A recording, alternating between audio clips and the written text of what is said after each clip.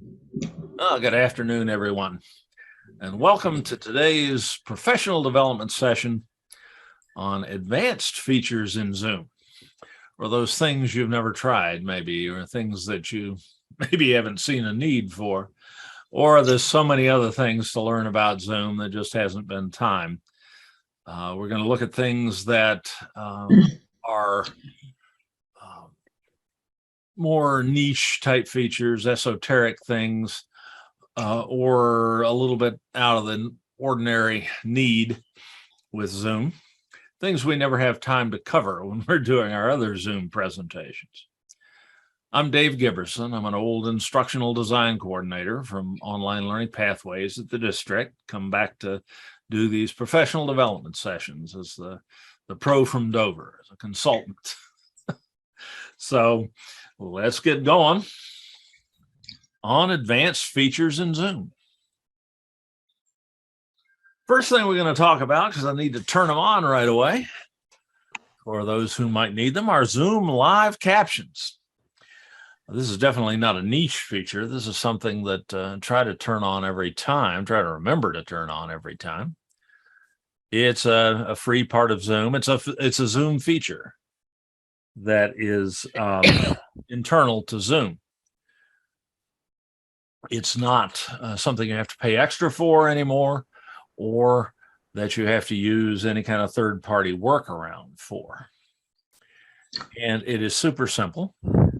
I'm going to show you how to, well, you can see here on the PowerPoint slide how to enable it. In your host menus on Zoom, when you're hosting the meeting, there's a live transcript button. It has the little CC symbol on it right here. You click that and you get this box popping up, and there's a button to enable auto transcription. That's all you have to do to turn that on. Let me share my Zoom screen here. That's another thing we're going to talk about in a minute, how to do that. Okay, there's my Zoom screen. That's what I'm seeing. My motion will get a little jerky and things like that because things are being kind of recycled a few times before they go out to you, but you'll be able to see what I'm doing on my Zoom screens. Here's my live transcription button.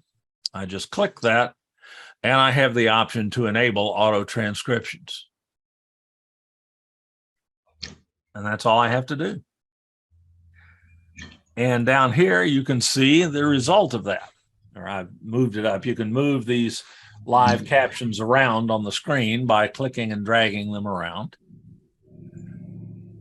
And everything I say, or that you say, will be converted into text in more or less real time. These captions are a lot better than most of the live captions you see like on news shows on TV, where they have gazillion-dollar budgets and things like that. Been watching the House hearings. I've noticed on some of their videos, the live captions are they're delayed and they're not as accurate and so on as what we see here. They're not using Zoom, I guess. But this is a tremendous benefit, not just for folks who are hearing impaired, though for them, it's really the only way they can participate in a Zoom meeting. This is also extremely useful for folks whose first language is not English. We all read a second language a lot faster than we speak it fluently or hear it fluently. It's much easier to read because we have time to think. And we're not dealing with issues of accent and pronunciation and so on. So it's a fantastic tool. These are closed captions.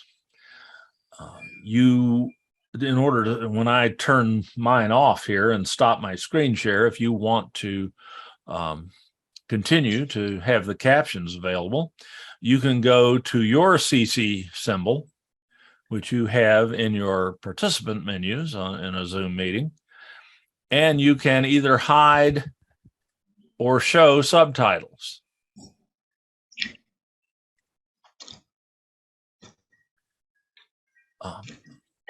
Another very useful thing about these subtitles is that Zoom records them as they're appearing. It will create a transcript, and I can bring up that transcript as can you in a bar on the side of the screen. And this transcript will be continuously updated dynamically. And at any time you wish, including right before the meeting ends, you can save the transcript as a text file to the Zoom folder in your documents folder that is automatically created the first time you log in, the first time you join a Zoom meeting. So you can maintain a transcript, or you can save a transcript and review it later. Why is this an especially nice thing for at least one person in the Zoom meeting? If it's like a committee meeting or something like that.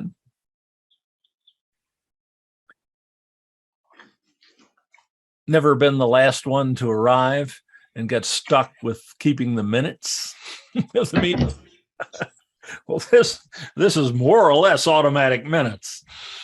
So, because it even identifies the speakers.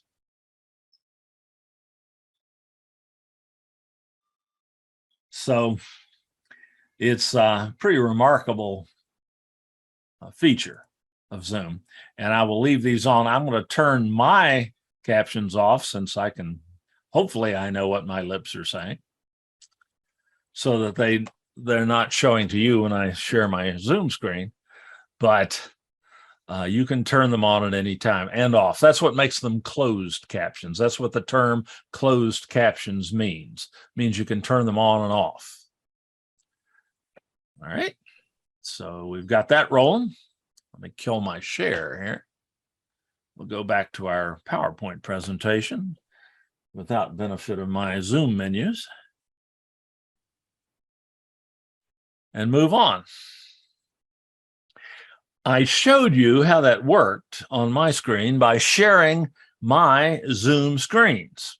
That's not something that happens automatically in Zoom. You have to change a setting in Zoom in order to make that happen. But if you're trying to show your colleagues or your students how to do something in Zoom, which I'm having to do all the time, you can set up your Zoom account so that when you share your screen, your Zoom menus and your Zoom window don't vanish as they normally do. When if your Zoom account is unmodified in that regard, by default, when you share your screen, your Zoom window and those menus and everything vanishes, both for you and for your attendees. And that can be problematic in a number of ways, but there are ways around those problems. But if you want to be able to show someone how to do something in Zoom, which is what we're all about today, you need to be able to share those Zoom windows, the Zoom screens, with your participants, as well as anything else that you might bring up on your computer monitor. So how do you do that? Well, it's actually a very simple thing, but you do have to modify your Zoom account settings. And there are two places where you can do that. The Zoom website, which looks like this, and the Zoom assuming you're on a computer, the Zoom desktop client, which is a little program that's installed automatically on your computer the first time you enter a Zoom meeting, whether you're the host or a participant or whatever. And it sits there, and every time you enter a Zoom meeting, it runs, and it's the thing that connects your computer to the Zoom meeting over the internet. So you're using that if you're accessing a Zoom session, a Zoom meeting through your computer, your laptop, you are using that Zoom desktop client, even if you don't know it. And both the website and the client have areas where you can change Zoom settings. And it so happens if you want to share your Zoom screens, you've got to look more than one place. But let's just take a quick look at those Zoom screens or those settings. Let me bring up a web browser here. Share that with you. And you can access the Zoom website no matter who pays for your Zoom account, your Zoom Pro account, or if it's a free account that you've gotten yourself. You can access your Zoom account settings by going to the Zoom website at zoom.us. Probably the easiest URL in the world to remember. You just type that on the address line of your browser. Any browser will do. Edge, Safari, Chrome, as I'm using here, Firefox, and press enter. And that'll take you to the Zoom website. It'll look something like this. This stuff down below here changes from time to time. It's just marketing. But the functional part of the website's up here. And to sign in, I forgot to sign out. Let me sign out. This is what it'll look like when you go to the website if you're not signed in to your account. You get a little sign in button here. You click that and you enter the email address and the password associated with your Zoom account. Your Zoom, right now, you're probably your Confer Zoom account. On July 1st, that's going to get migrated to our new SDCCD-EDU account group. The account's not going to change in any major way, but the links to it will change. But you can still get in through Zoom, get into your account screens through zoom.us. Your access credentials are not going to change. You'll still log in with the same email address and the same password and click sign in. And you now have access to your, oops. I messed around with it there and it deleted my email address. There we go. So here's your Zoom account management screens. And your settings are over here in this menu on the left. You just click on settings. And this is where you can configure or customize your account in any number of ways. The screen share options. This is a long list, so I don't want to go through the whole thing. I'm going to, a shortcut to this is to do a Control F on your keyboard, which will allow you to search a web page and share. It comes up 13 times. I can page down through those.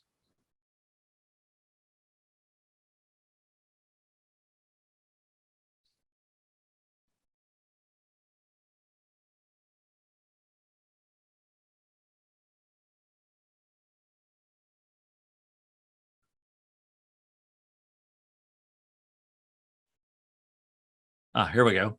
Show Zoom windows during screen share. If you want to be able to do that, you need to turn that on.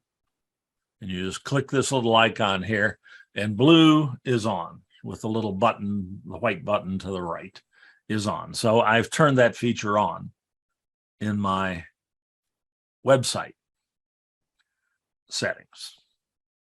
And as I say, there's just a ton more of these settings. This is where you go when you're trying to customize your Zoom account to do something that it can't do right now, assuming it's something that the Zoom account can do, period. Most of that you never have to worry about, but occasionally you will want to customize this. There are also settings on in your Zoom desktop client. Here's what that looks like if you run it deliberately. If you just join a Zoom meeting and you're not hosting, it just runs in the background. You never see this window. But you can bring this window up at any time by running the Zoom app on your computer. On a Mac, you'll find it in your applications folder in the Finder. On Windows, there may be an icon on your desktop, or if not, if you just want to do that very quickly, let me share my window here again with you, my Zoom window. Okay. I can go, this is a Windows machine, so I can go to the search bar. This is Windows 10. If you have Windows 11, the search bar has moved. That's a topic for another day. Most of us are still on Windows 10. And you just type Zoom in that search box there. That brings up a link to the Zoom app here in the start menu, and just click on that, and it runs the Zoom app, which was already running in my case. So I didn't have to do that. So let's share. Okay, now we're back to our Zoom desktop client here. And the settings for the Zoom desktop client are under this little geared wheel on the upper right here. Click on that, and we get a window popping up that has a series. There's a lot of settings here too. Starting with general and running through all these other categories. Not going to go through every one of these either, but there is a share screen page of settings. And on that page, there's an option that says show my Zoom windows to other participants when I am screen sharing. This is the equivalent of the setting that we just looked at on the Zoom website. That also needs to be checked. And you need to have this turned on both places for this to work. Seems a little awkward, don't it? But that's the way it is. So that's why you're able to see my Zoom screens when I screen share, if I so choose. All right. So that's how all that works and how I'm able to share my Zoom screens with you. Righty, let's get back to the PowerPoint slides here. And that's about it. Another point of this slide is to make sure that you know how to find your Zoom account settings, both those on the website and those in the client, because there are other things you will want to do with Zoom from time to time that you will need to be able to, that will require you to change settings in one or both of those places. So you need to know how to find them. And that's something that doesn't come up real often. This is probably also a good time to mention another setting in the Zoom client.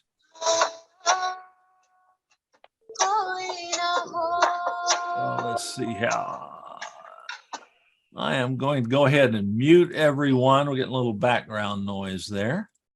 But you have the right to unmute yourself, and please feel free to do so when you have a question. Don't wait. Get it dealt with as quickly as possible. If it's germane to what we're talking about right now, I'd appreciate staying on topic during the meeting. After we're done today, I will, of course, as always, take questions on any subject if you want to hang around. Or if you want to come back in, we're going to run right up to 2 o'clock or at 4 o'clock, I'm sure. So if you've got a question that's burning in your mind, but you don't want the rest of the presentation, you can leave now and come back a little before 4 o'clock, and I'll be happy to deal with your question then. Okay. Let's see. Oh, yes. There's a new setting, a relatively new setting under General here that says automatically keep Zoom desktop client up to date. That's important because new features that roll out for Zoom, including some of the ones we're going to talk about today, are only available if you have a relatively recent update or a relatively recent version of the Zoom desktop client, because that's where a lot of the functionality in Zoom actually lives. So you want to keep that client up to date, and Zoom has given you this option that you can turn on to remind you at the very least to do that. I have been as bad as anyone about forgetting to do that sometimes. And see this article about a wonderful new feature in Zoom and it doesn't work for you. Well, it may be because your Zoom client's not up to date. You can set a fast and slow channels. If you like living on the bleeding edge, like I kind of feel like I have to, you can set fast here, and then every new update gets installed the minute it comes out. If you say slow, it will wait a little while and let the new features mellow a little bit to make sure that they're not causing problems with some people. So it's just a matter of how lucky you feel. I keep it at fast all the time, and I haven't had any problem.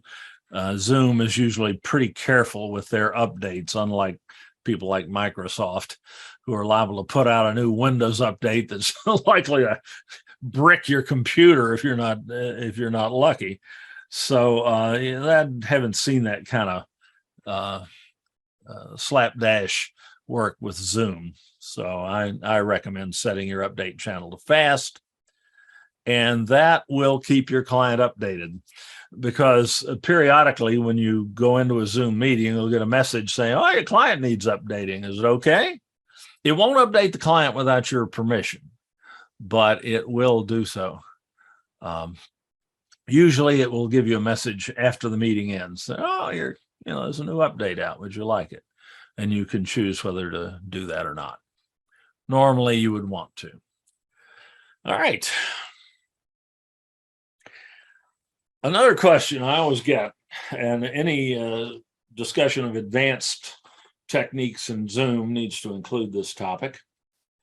But the question I always get is, how do you put yourself over top of your shared screens like this? Or how come we can see you and see your computer screens at the same time, including your PowerPoint slides? That involves the use of a video studio program, a piece of software called OBS, or Open Broadcaster Studio, for those who are interested. OBS is basically it's a software version of a good chunk of all the equipment and software and capabilities that they have in the network trailer for Monday Night Football. A couple of semis put back to back, parked outside the stadium. This is a tremendous program. Let me show you what it looks like. This is on the left is what OBS looks like when it's running. Let me show you mine right now.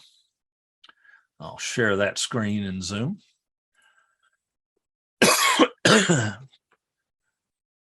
Okay, there's my OBS screen.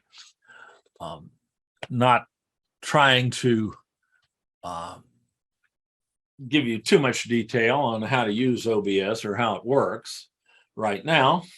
In fact, we have a separate Zoom session that we do periodically where we show that. And that is coming up on the 27th. The next one is coming up on the 27th of June from 2 to 4 p.m. on Monday afternoon, June the 27th. So if you're interested in this, you'll want to try to look at that. We also have several recordings of that session online on our Open On Demand website, so you can go. Also, we have a on our Open On Demand website, we have, and that is sdccdolvid.org. Put that in the chat tool. This is our video tutorial website.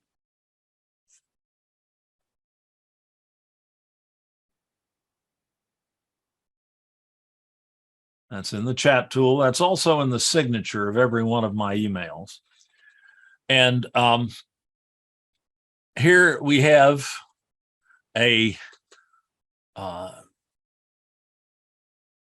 series of tutorials on how to get and use Open Broadcaster Studio. And this is basically what we'll be covering on that Monday, the 27th. The best news I can give you is that this is completely free. If there's bad news, there's a little bit of a learning curve. There's nothing, it's not bad if you don't have to figure it out yourself from scratch with no help, or with only YouTube videos put up by people of varying levels of ability to teach, or with different agendas.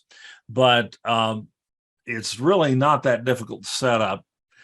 It does take just 2 or 3 hours probably to get it set up the first time, and a little bit of practice to become comfortable using it. But it gives you remarkable capabilities like this, where I can share this window with you and show it to you in real time and still retain my presence in the meeting. And it allows me to do things like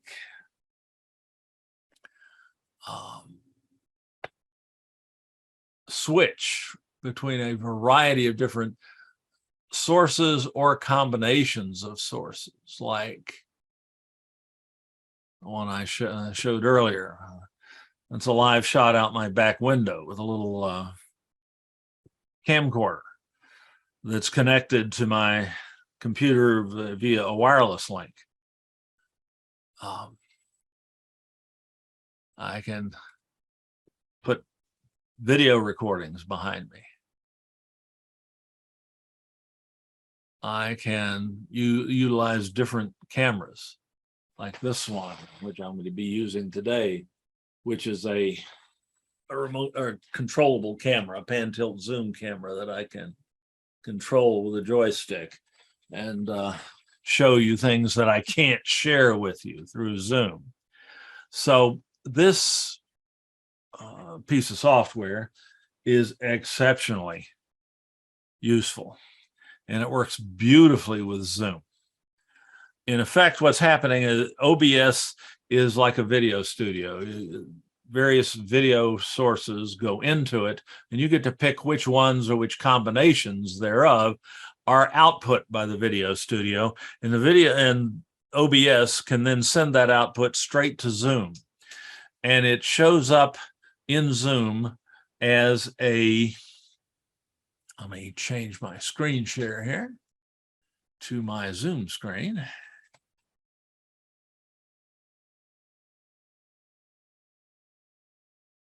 All right, now you're seeing my Zoom screen, which, let me get that get that camera off there. That's a little confusing. There we go. There's my Zoom screen, and OBS just shows up as a video source in the little, if I go to the little camera icon in my Zoom host menus, or you have that in your participant menus as well, and go to the little right caret, just to the up caret, I should say, just to the right of it, right there, and that'll bring up a video menu in Zoom. Among the things you can do here are set up your virtual backgrounds, or change a variety of video settings that in the client, but you can also switch between different video sources, video inputs. Zoom will accept any video input that is plugged into your computer through a USB port. Webcams, other cameras that can be that either output video and to a USB connector, or that can be adapted to do so, and other types of video sources as well can be fed to Zoom as well as to OBS as an intermediary. But if you want to use OBS to manage all that, you just select as your video source for Zoom your camera, the OBS virtual camera, which is how OBS feeds video to Zoom. So that's about all I have time to spend on that right now. Just want to whet your appetite on that, I hope, and that you'll join me on next Monday for that session, or view one of the ones, or look at the tutorials that are online, or view one of the recorded sessions if you like this sort of presentation rather than going through the tutorials yourself. All right. Now, another thing we often get questions about that we don't often have time to deal with in any detail is the use of your Zoom profile picture. Like many different online services, Zoom allows you to put up a little picture of yourself and associate that with your account. And that little picture can show up in a lot of places.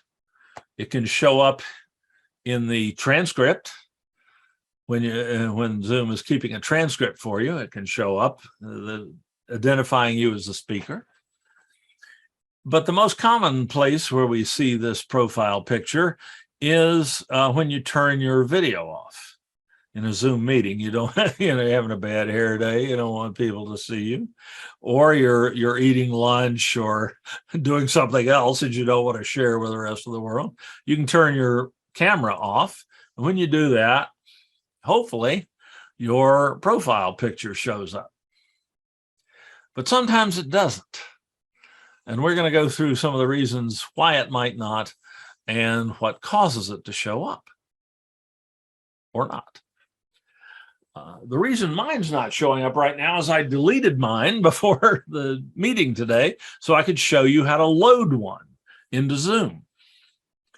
You do this through the Zoom website, which we've already been to today. So let's bring that back up. Here I am in the Zoom website. I've logged in as myself, and I'm in the settings area of the Zoom website. And I see up here in the upper right, I have this little silhouette, which indicates that I don't yet have a profile image. So how do I get one in there? Well, I go, not too surprisingly, to the profile link in my Zoom account menus. And one of the things that appears there is my profile image if I've put one up. If I haven't, there's a little silhouette with a little pencil in the center of it, which indicates, which is indicative of the fact that I can add one here. That's an edit symbol. So I click on that, and I'm told that I can use a JPEG or a PNG image. Those are the two most common types of graphic or image file formats. It's got to be smaller than 2 megabytes, and you'll be able to upload it and crop it to, to use just the part of it you want by uploading it from here. And you can drag and drop a file in here, or you can just choose the file. That will bring up File Explorer on the PC or the Finder on the Mac, and you just search for through your pictures for the one you want. I just happen to be in my picture thing here. So let me find. Okay, and you can use pretty much what you want as your profile image. I've got one here somewhere.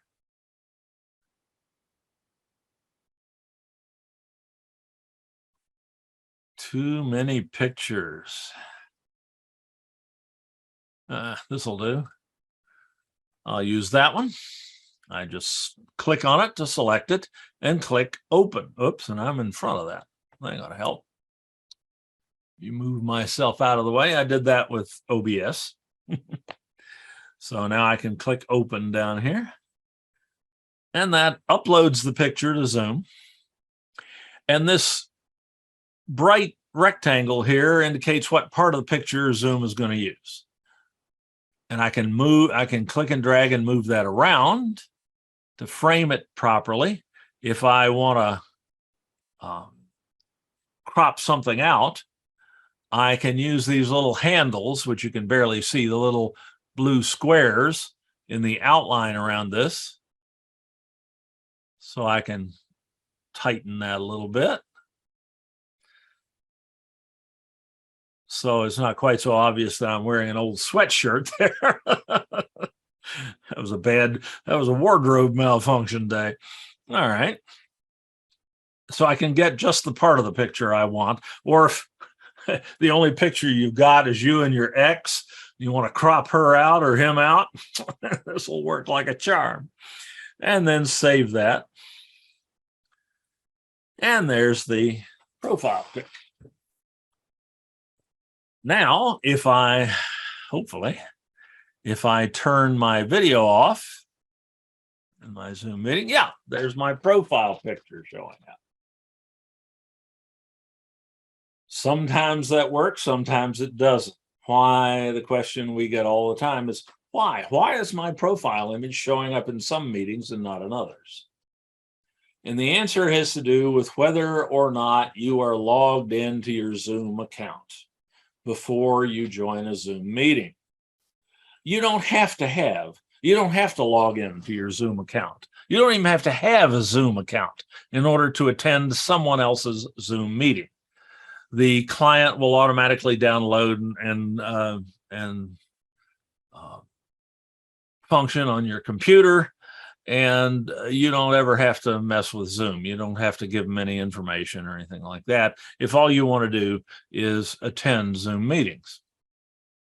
But if you want your profile image to show up when you turn your video off, you've got to have a Zoom account, which anybody at the district can have for free. You get a paid Zoom account for free through a grant from the state chancellor's office. And I think most everybody has those now. And by now, that's been true for 2.5, 3 years. Should you not have your own paid or Zoom Pro account for free through the district, please contact me and I'll help you remedy that. Here's my email address. Need to do that periodically anyway. And I'm always happy to answer questions or help in any way I can. Don't ever hesitate to email me. So, assuming you have your own account, you just have to be logged into it in order for Zoom to know who you are and be able to pull your profile picture. And the easiest way to ensure that is to go to zoom.us. Let me turn my video back on. Is to go to zoom.us and just log in.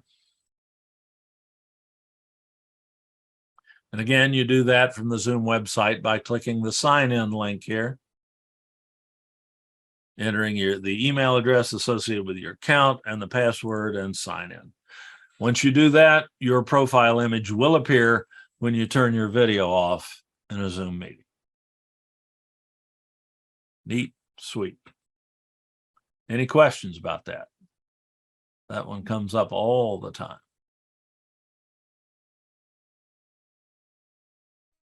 So if at any time you want your screen to go blank or just your name appears, your photograph must already be deleted.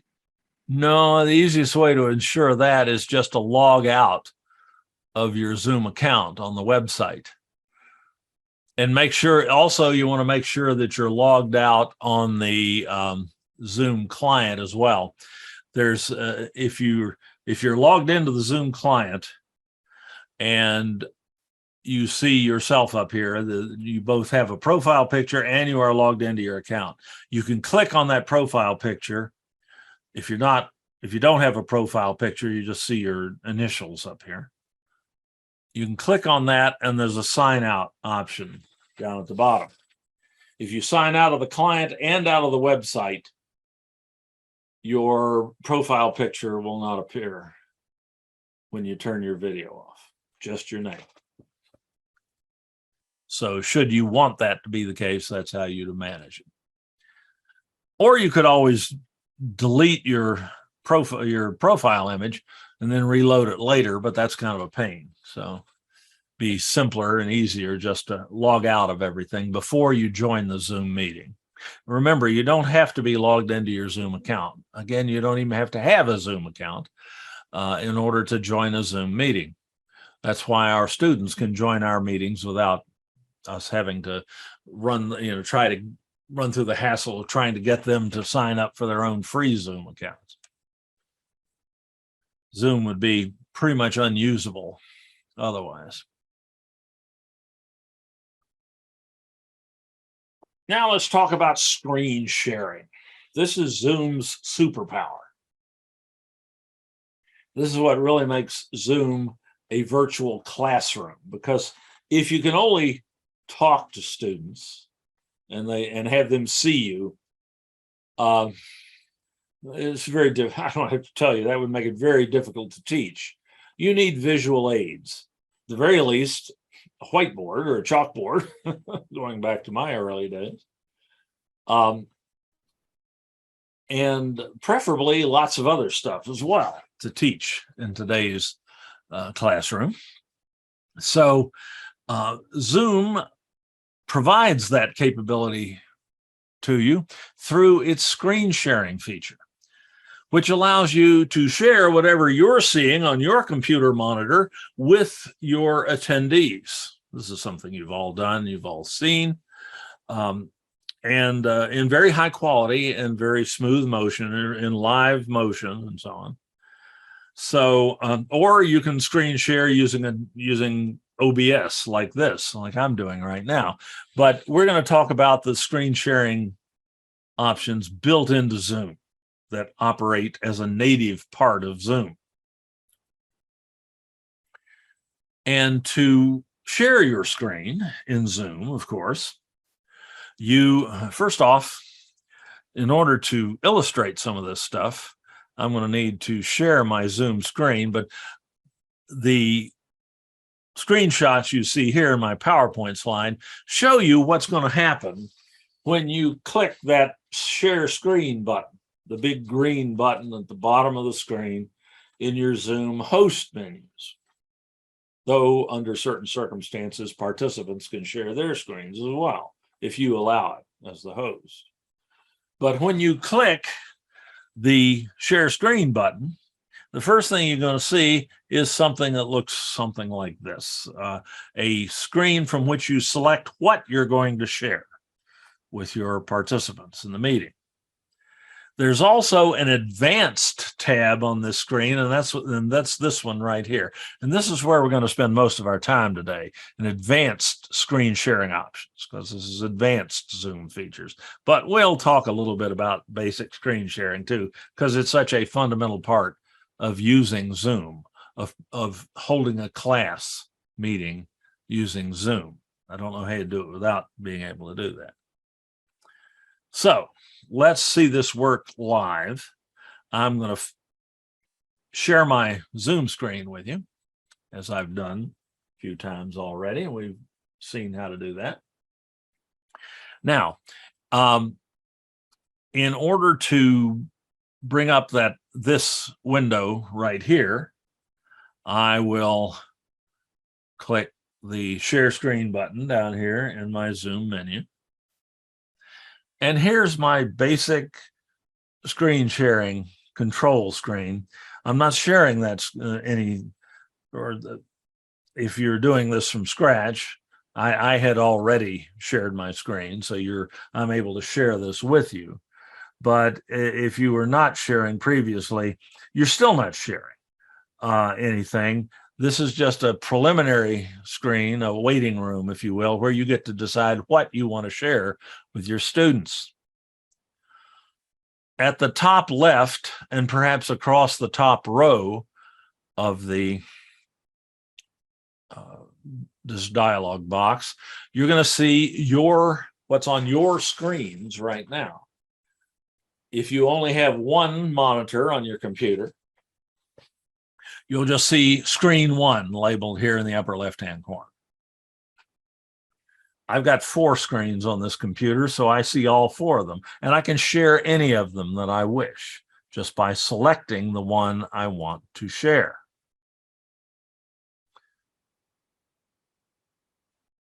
I'm not going to mess with that because I'm sharing it right now. But there are other things, and go ahead. Before you go from that, you bet. Do you have 3 or 4 monitors out there? Like when you're how do you use other monitors, or you're just using one program on the same one monitor? Let me kill my screen share for a second.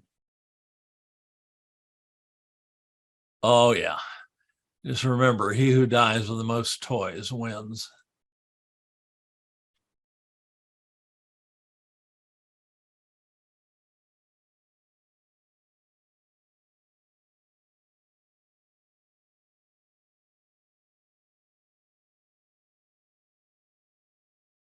That's my little Zoom studio here. So I have 4 physical monitors. One of them is actually an old 40-inch TV that I repurposed as a monitor. This is maybe a little overkill, though it's this setup that allows me to teach just anything. I have yet to run into anything that I could teach in a classroom that I can't teach on Zoom, in part because I have this setup and a very compliant spouse who let me put this together. I get to use a little bit of what I make doing this and maintaining my studio. And you better believe I take this off on my taxes, or take the deduction for a home office on my taxes and deduct every bit of this. But if you're going to teach effectively on Zoom for a long period of time, it's really helpful to have at least 2 monitors on your computer system. I proselytize about this all the time. Indeed, we just did our periodic hooking multiple monitors to your laptop or desktop computer. And that is the recording for that is on our Open On Demand website under the workshop archives. And we've done that before. There's 2 or 3 recordings of that. Setting up a second monitor on your laptop or your desktop is really not very difficult and not very expensive. You can get monitors for very little these days, especially if you find one used. You may have one sitting in a corner somewhere. And you just have to have the right cable to hook it up and know how to configure the monitors in the operating system, which we cover in that session. And that just gives you tons of capability that you might not otherwise have in when you're holding a Zoom, when you're teaching over Zoom. So yes, I do have a few of those. Let me get that. Let's get back to where we were. Okay, I was sharing my screen. Bada bing. I'm sharing that screen. Okay. And let me pull up my screen share box. So this is how I determine which monitor's contents I'm going to share with the meeting. Excuse me, Dave? Yes, absolutely. Absolutely. I noticed that down on the right corner you have Google Chrome. Yeah. And I really like using Safari on my MacBook Air, but I need to get into my e-textbook through Chrome. Can I do that by just having Chrome on my Well, you can screen? always run Safari and Chrome at the same time and switch back and forth between the windows. Yeah. And that has nothing to do with sharing your screen in Zoom. But if you have Okay. two monitors on your Mac, and you can put multiple monitors on a Mac as well. I've got a little Mac Mini over here with two. I had two monitors on the other day for that demonstration. So if you have that, you can have Chrome up on one monitor and Safari up on the other, and not have to keep swapping windows. So it's really handy. But yes, you certainly can do that. But a word about these symbols down here on the bottom row in this share dialog box.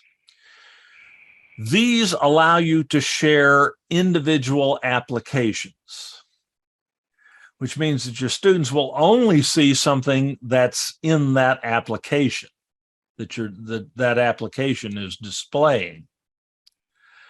That sounds like a good idea at first blush, but it means that if you're rocking along and you suddenly finish with Chrome and you want to share PowerPoint slides and you switch to PowerPoint, you don't change your screen share, the students just don't see anything anymore.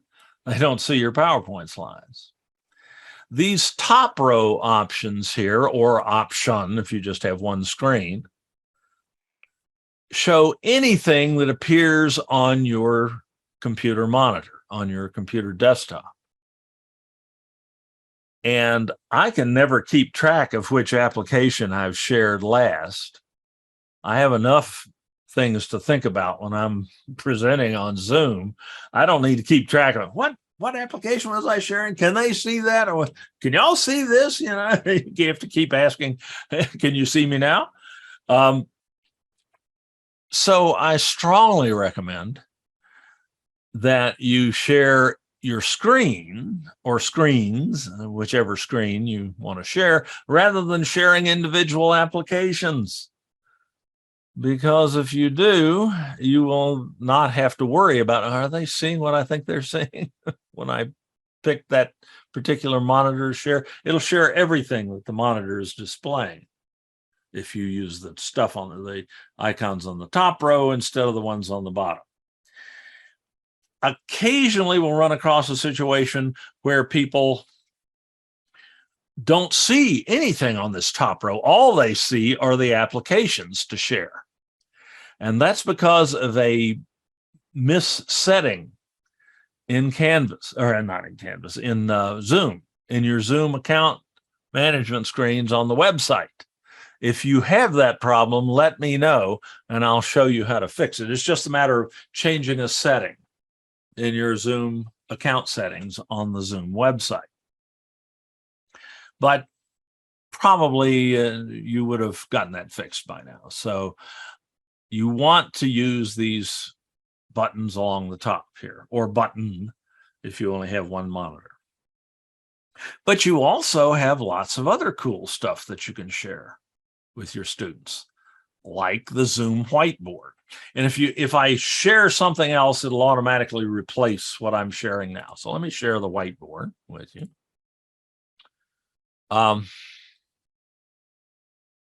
this is a shared whiteboard. You can write stuff on it as well. Writing with a mouse ain't the greatest thing in the world. You can get a little graphics tablet that will make it a lot easier to write for way under $100. You can draw pictures. You can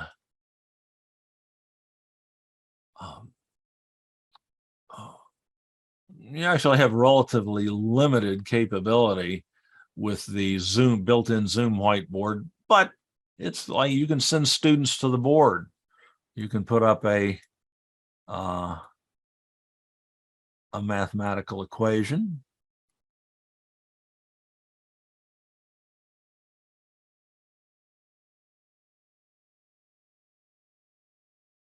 and you can have them work the problem and so on. Can I ask you a question also? You certainly may. I, Always. I think recently I've noticed there was something maybe new about my whiteboards. Maybe have you seen that? Yes. That's a very well-timed question. I was just about to mention that this whiteboard is a little limited. Zoom has a new terrific whiteboard available to almost everyone except us right now. I tried to get that enabled, and we got some kind of static about our accounts here at the California community colleges being subject to a business associate agreement under HIPAA, the medical confidentiality law. And it said something about, oh, you can't have that whiteboard because it violates HIPAA. To which I said, well, I muttered a number of things to myself. And then I said, what does HIPAA have to do with us? And couldn't get a straight answer. Neither could my dean. He's still trying. So the new whiteboard may become available at some point. If you don't want to wait for that, you can get the same basic capability. I just killed my screen share just to keep you up to date. Yes, when I'm sharing things like that, things do get a little choppy sometimes, but they still work. If you want a better whiteboard to use with Zoom, even though it's not integrated with Zoom tightly, you can just go to a web browser and you can bring up Jamboard.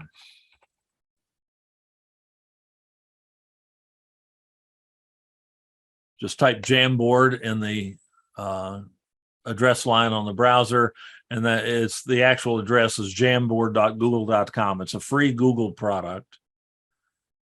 And then we can just make a new Jamboard. And you can do the same sorts of things, but you have lots of other capabilities, which, since that's not really our topic today, I can't spend a lot of time on.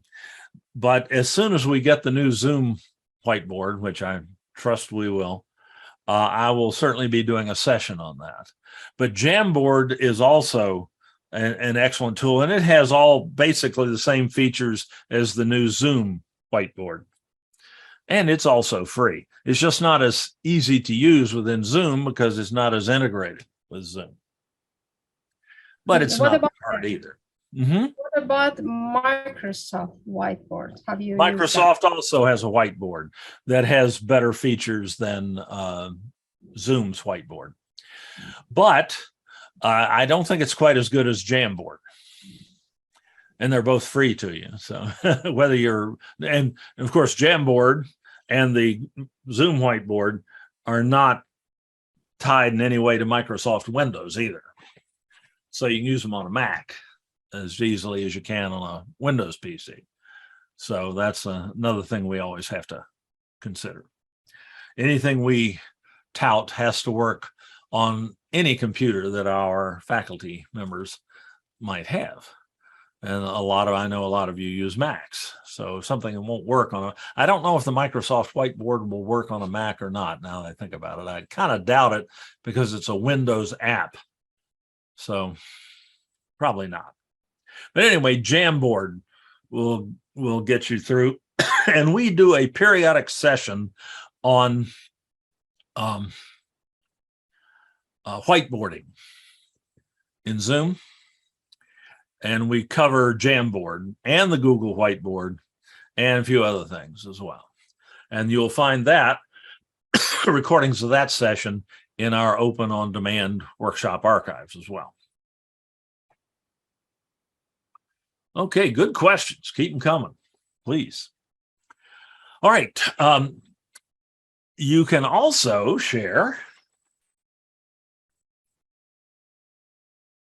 if you happen to have drunk the apple Kool-Aid and buy your mobile devices from Apple, either iPhones or iPads, you can share those screens with your students or with your participants as well by clicking on this option that says iPhone, iPad.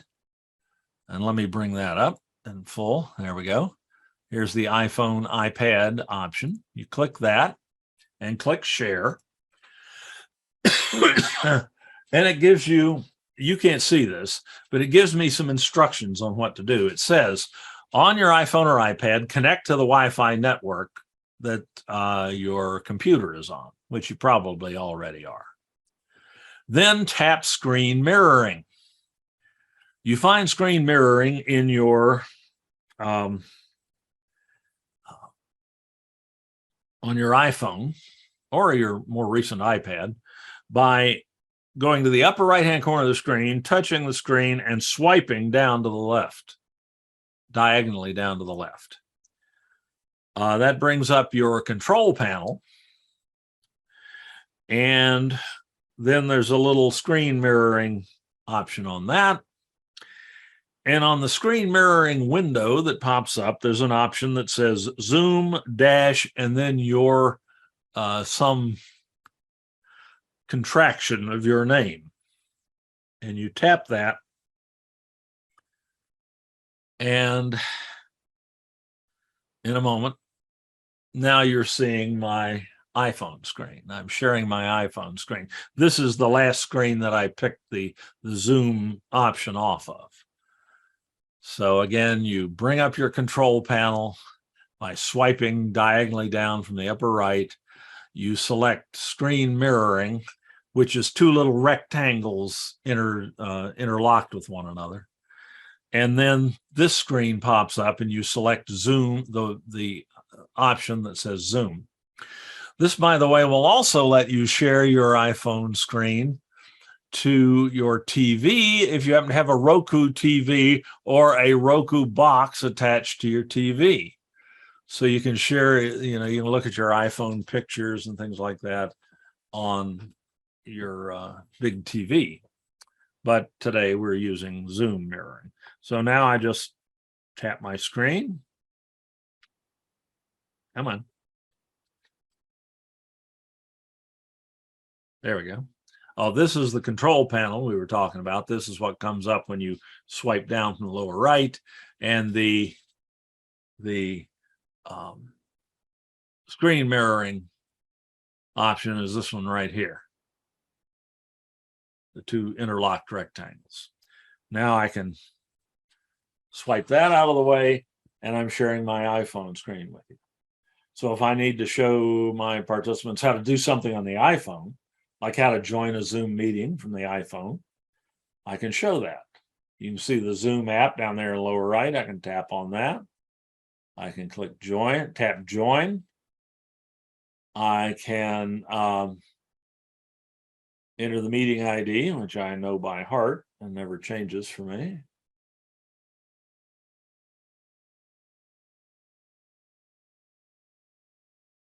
Hit join. There's a passcode if I go in this way. You got to hop over that passcode because it was embedded in the link that I sent you. Just tap continue and then join with video. And don't, yeah, I know it's being recorded. And you do not ever want to have two devices in the same room, in the same Zoom meeting, both with their sound on, with audio enabled, either the microphone or the speakers, because you will get feedback, which can damage your hearing. So no audio, because I already have my computer speakers up and so on. Come on. And there's my iPhone screen. And I'm now part of the meeting. I can leave in the usual way by tapping the screen and tapping leave and leave meeting. So you can show people how to do things on their iPhone with this. Also, if you have a picture or a video that's only on your iPhone that you want to share with your participants, you can do it this way. And then you just stop your share. You do that, of course, stop a share by, can I bring that over so you can see that? I need to kill that share and then do something else. Let me share my Zoom screen again. We haven't talked about how to kill a share. Whoop. And I forgot it was going to do the same thing again. All right. DD. Select the correct screen this time. Share. Okay, now you can see my share control bar here. That will appear somewhere on your computer. And at the bottom of that bar is always a little red rectangle that says stop share. And that's how you kill a particular share. If when you're sharing your screen, that's how you stop doing it, whether it's on your iPhone or on your computer. You can do the same thing with an iPad. Unfortunately, not with an Android phone or an Android tablet at this time. Not quite sure why. It probably is something missing in Android that Zoom hasn't integrated with. All right. Now let's look at our advanced screen sharing options. You get to those clicking on the advanced tab in the share box here. And there's some cool stuff here. I'm not going to go through every one of these right now because I want to make sure that we have time to cover some other interesting stuff that's going to pop up as we go along here. But, and some of them are of middling use. Like you can share just your audio. If you don't want to share a video or a picture with people while sharing audio with them, you can share just audio so that they can hear what you're saying, but they can't see you. They can't, or you can play an audio file on your computer and they'll just get a black screen and they'll hear the audio. You can share a video that is, you have a video file on your computer that you want to share with your people. You can do that through this, but you can do that in other ways as well that are probably less problematic. So I'm not too, and sharing a portion of your screen can come in handy if there's something on your screen, on a portion of your screen you don't want your students to see. You can select portion of screen and it will allow you to share just part of the screen. And it gives you a little lit up rectangle that you can move, you can resize and move around so that your participants will only see part of your screen. I've never found that to be useful either. Excuse me, Dave, are we supposed to be seeing where you're moving your mouse? Oh, shoot. You're not, because I didn't share my screen first. Thank you. Just a second. Let me go back over that. I forgot that I had cleared my screen share. Okay, now you're seeing my Zoom screen. Now, if I hit share and go to advanced, here's what I was speaking of. Thank you very much for letting me know. And here's the computer audio option I mentioned, the video option, and the portion of screen option. This one I don't find that useful either. Content from a second camera. Well, you can do that anytime. If you, let's see. Yeah, you can see that. If you want to show content from a different camera, all you have to do is go in here and change your video source. And this way you can control exactly which camera you want. So I'm not quite sure why that's especially useful either. But there is one that's pretty cool that I'm going to demonstrate to you. This option right here allows you to use PowerPoint, a PowerPoint presentation, not unfortunately a keynote presentation or a Google Slides presentation. But if you have an actual PowerPoint presentation, you can use it as a virtual background. In other words, you can put yourself in front of it, just like I'm doing with my PowerPoint slides now, but you don't have to learn how to use OBS to do it. This is an inherent capability of Zoom, built into Zoom, don't need any other software. So I'm going to show you how to share a PowerPoint presentation with your students with yourself keyed in front of it. Okay, so I'll select PowerPoint as virtual background and I'll click share. I'm asked, okay, which PowerPoint presentation do you want to use as background? And you can navigate your up.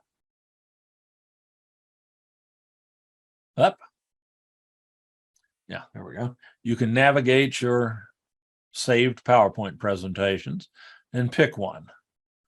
Oh gosh. How about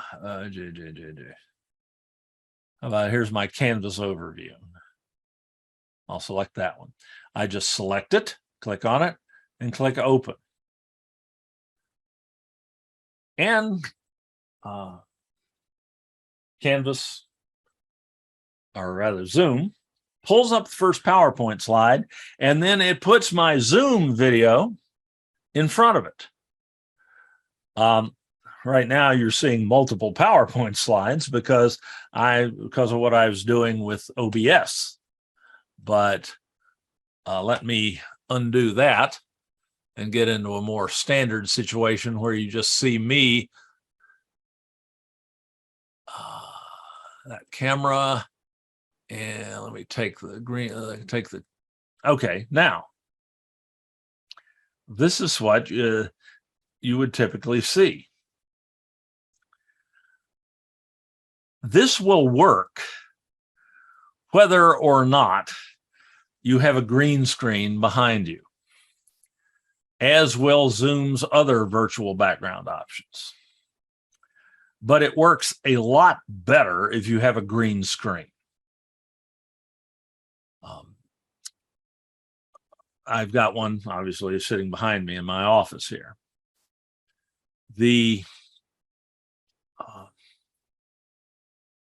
It's not that difficult to set that up. And again, that's beyond the scope of this particular session, but I am going to be doing chroma key magic, green screen magic on Friday from 10 to noon. And if you want to learn more about that and how to set up your own green screen and what you can do with it, please feel free to join us then. But I don't have to have a green screen here, but if I really want this to work sharp and well, it helps to have the green screen. But here I am sitting in front of my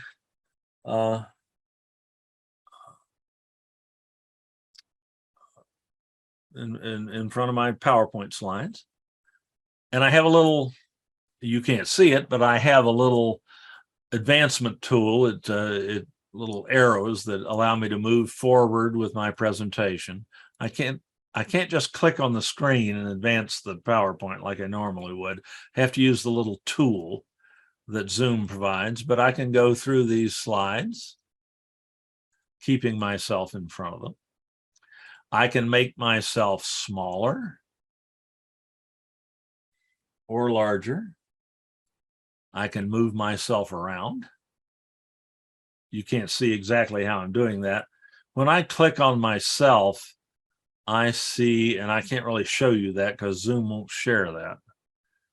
When I click on myself, I get a little blue box around me with little handles at the corners so that I can click and drag those and make myself bigger or smaller, or I can just position a mouse cursor over my face and click and drag and move my whole self around like so.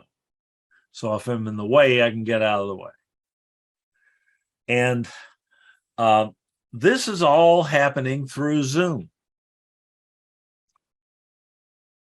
You can even, if I make it myself as big as I can even stand up. Here's my green. Well, I can stand up whether I have a green screen or not. Get over here. And I can play weatherman. I can talk yada, yada, yada. Share instructional content of all types with your students in Canvas, absolutely. And if I have a little air mouse, I can even advance my, I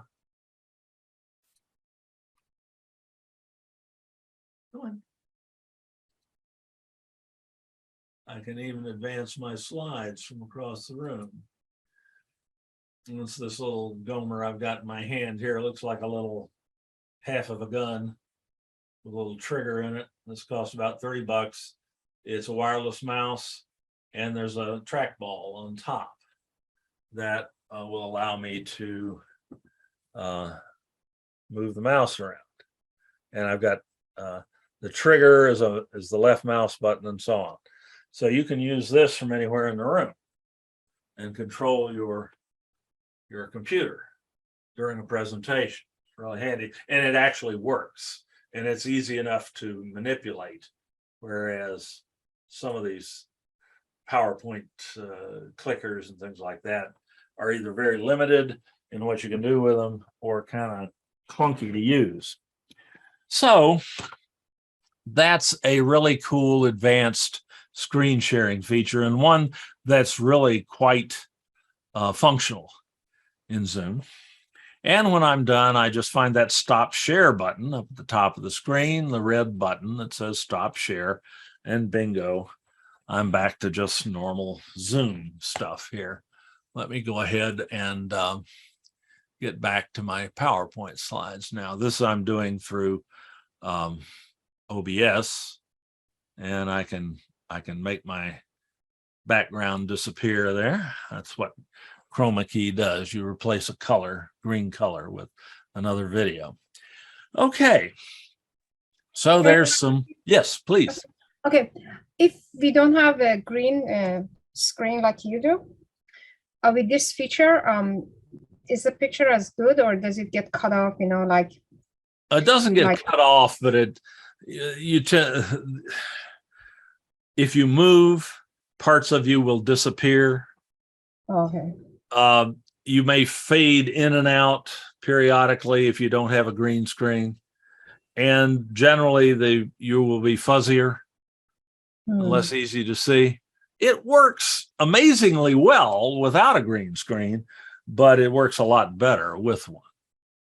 And it's not that difficult to come up with a green screen. And again, that's Friday's topic.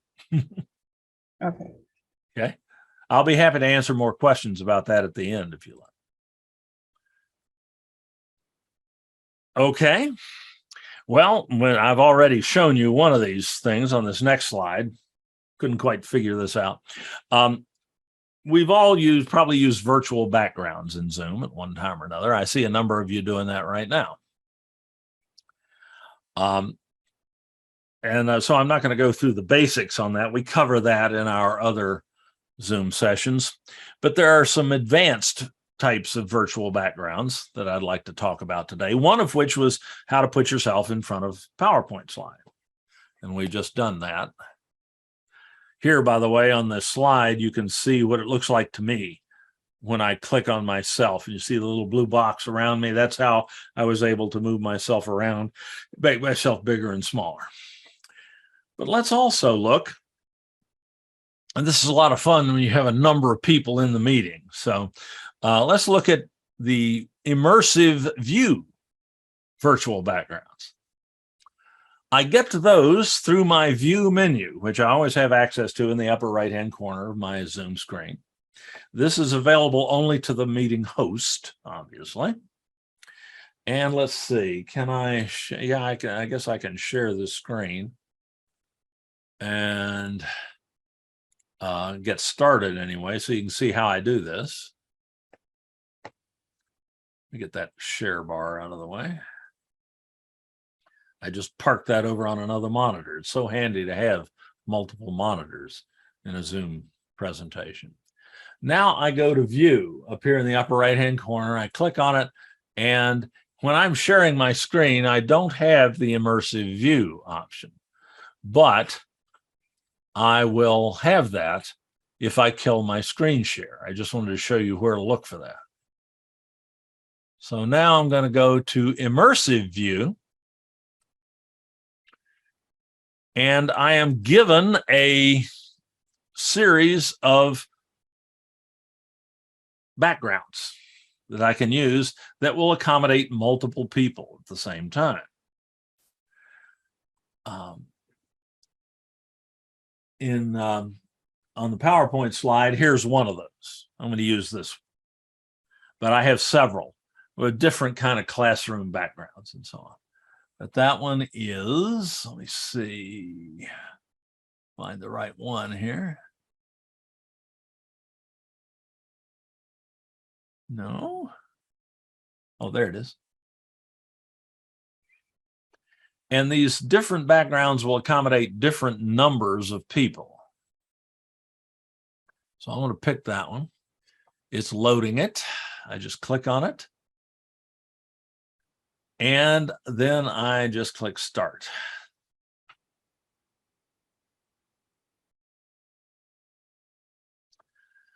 And I change my input. This is not something you'd have to worry about, to my webcam. And there I am. And here we all are. And some of you have your video off, in which case your profile image is showing. Or if you don't have a profile image, or if you're not logged into an account, they just see your names. Or I see you live. And it's quite a cute scenario. It's something you can use to break up the monotony in a class and allows everybody to see everyone else without having to go into gallery view. And it's not that, that basic minimalist Hollywood Squares view that you get in gallery view. And this is something you control as the host. People can't opt out of this and pick another view as long as you're running this. And I can change it at any time. If I want a different classroom, I can change it there. A little bit more standard lecture view. Or, I'm using a camera that's outside, is not feeding OBS, and OBS sometimes causes the camera to be a little flickery. Sorry about that. But, no. And there's just all sorts of there's several different immersive backgrounds. Some of them will handle like just a few people, 2 to 5. Others will handle entire groups. You can also upload an image and make it an immersive background. Now we're all sitting in front of Mount St. Helens on a day when it's feeling a little frisky. Not necessarily a good thing. Up here in northern Idaho, I'm not that far east of Mount St. Helens. They had ash here in 1980 when Mount St. Helens blew. So this is something we all think about up here. So you can put your own images in for this too. And then we can just go back to, I can end immersive view. You can't opt out of it. So you as the host in your class meetings will be able to keep this going. And now let me go back to my OBS and back to the advanced virtual background screen. Fun, not earth-shaking, not educationally earth-shaking, but fun. And God knows the biggest enemy in any Zoom presentation is boredom on the part of the participants. Anything that will wake them up and keep them in the meeting. You all have been uncommonly kind today in staying in here, but anything that will break up the monotony will help. The next thing also is, again, not an educational revolution, but it's a lot of fun. And that's the use of a new feature that's just come out in the last month or two that Zoom allows you to use called avatars, chatbots. You can turn yourself into one of those crazy cat creatures from the movie Avatar and so on. Well, actually, I don't think that one's on here, but there's lots of options. I need to share my screen again so you can see how we get into this. We do this by going to the video menu over here, just to the right of the little camera, and selecting choose virtual background from that menu.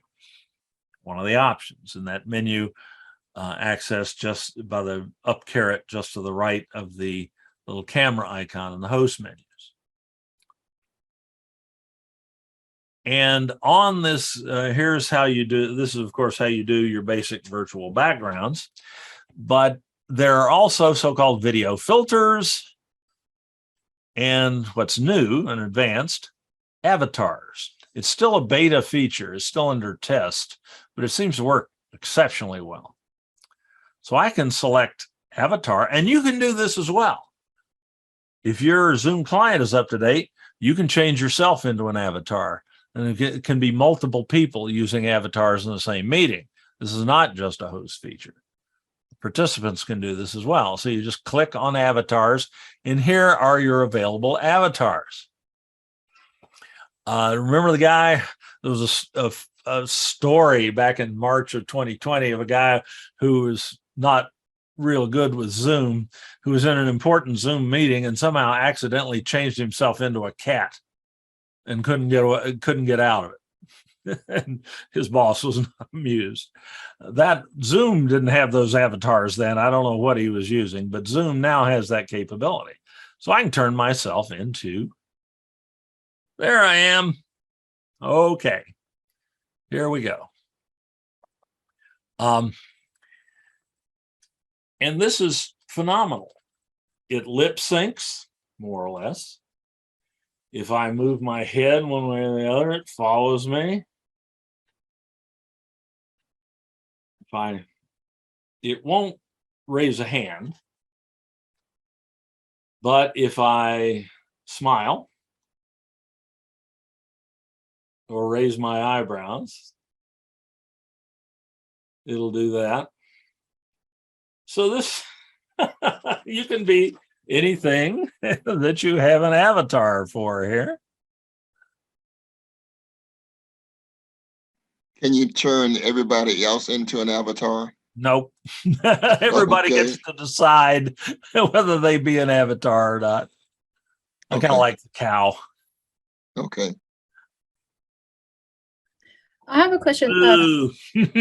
Yes.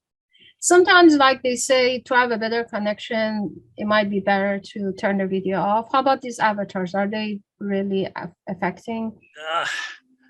I haven't noticed that being a problem. I tilt my head to one side to indicate that. But I have fairly stable bandwidth up here. Yeah, any of these video tricks are going to require some bandwidth.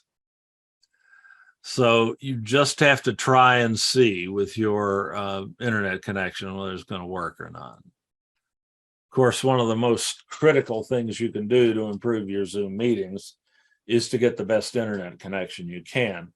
That's a bit of a problem for me up here in northern Idaho, which is not exactly the technological center of the country. I had a devil of a time getting decent internet for the first 2 years I was up here. Then a company came in that provided reasonable bandwidth, but still not great.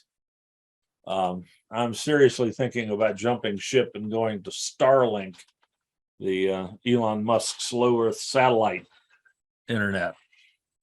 But it works, mine works pretty well, and it works certainly well enough to cause this sort of thing to happen, or to allow this sort of thing. So I urge you to play with that some. It, you can make a bit of a statement with it. I'm going to take that off. I also have a question about the background. Yeah. Okay, I save some of the pictures that I like to use for my virtual background. Ah. But then there are sometimes I like to use one of them. Sometimes I change them. But then when Zoom updates, my account gets to be updated, it will wipe out all Oh my. boy, yeah, I have had that happen to me too. It's not supposed to, but when you update your client, Yeah, you suddenly go in and your virtual backgrounds are gone. that's right. They're It's all back to the yeah. I don't know why that happens or how. When that's happened to me, I've just had to reload the ones I wanted to use. okay. I wanted to see if you find Yeah, them. I wish I had a magic Okay. way for you to avoid that, but I have had that happen to me too. Okay. It happened to me too, and it dropped out even the system, the six that on the system Yeah, dropped them all out. I've known people to lose all the virtual backgrounds, not just the ones that they added, but the ones that Zoom normally comes with. I don't know what happened there. I'll do a little more investigation on that and see if I can find something, because if there's some way to avoid that, that's something that would be good to know. And I still have those back that comes with Zoom, but I have what I need. I have the school and a couple of things. Right. That's all I need. I hear you. I also have a question about the profile.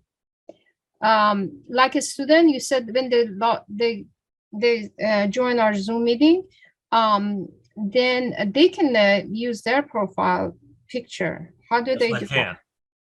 How do they have an account? Like they don't have an account. Well, in order for them to have a profile picture, they have to have an account, a Zoom account. Really? How do they do that? They can get a free Zoom account. Really? I mean, yeah, let me show you. I thought when they want to join the Zoom meeting, the Zoom wants them to download something, and I thought maybe it's downloading some client on their No, desktop. the client, if you send them a link to your Zoom meeting and they click on it, the client's automatically downloaded and installed on their computer. So is there where they go and change their profile? No, then but that doesn't mean they have an account. They can have that client without having an account at Zoom. So what they have to do is go to the Zoom website and ask for a free account. And let me get back to where I can show you how to do that.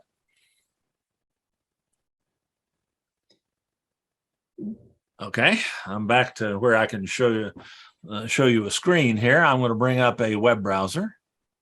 I don't want to spend too much time on this because I got a few more slides to go.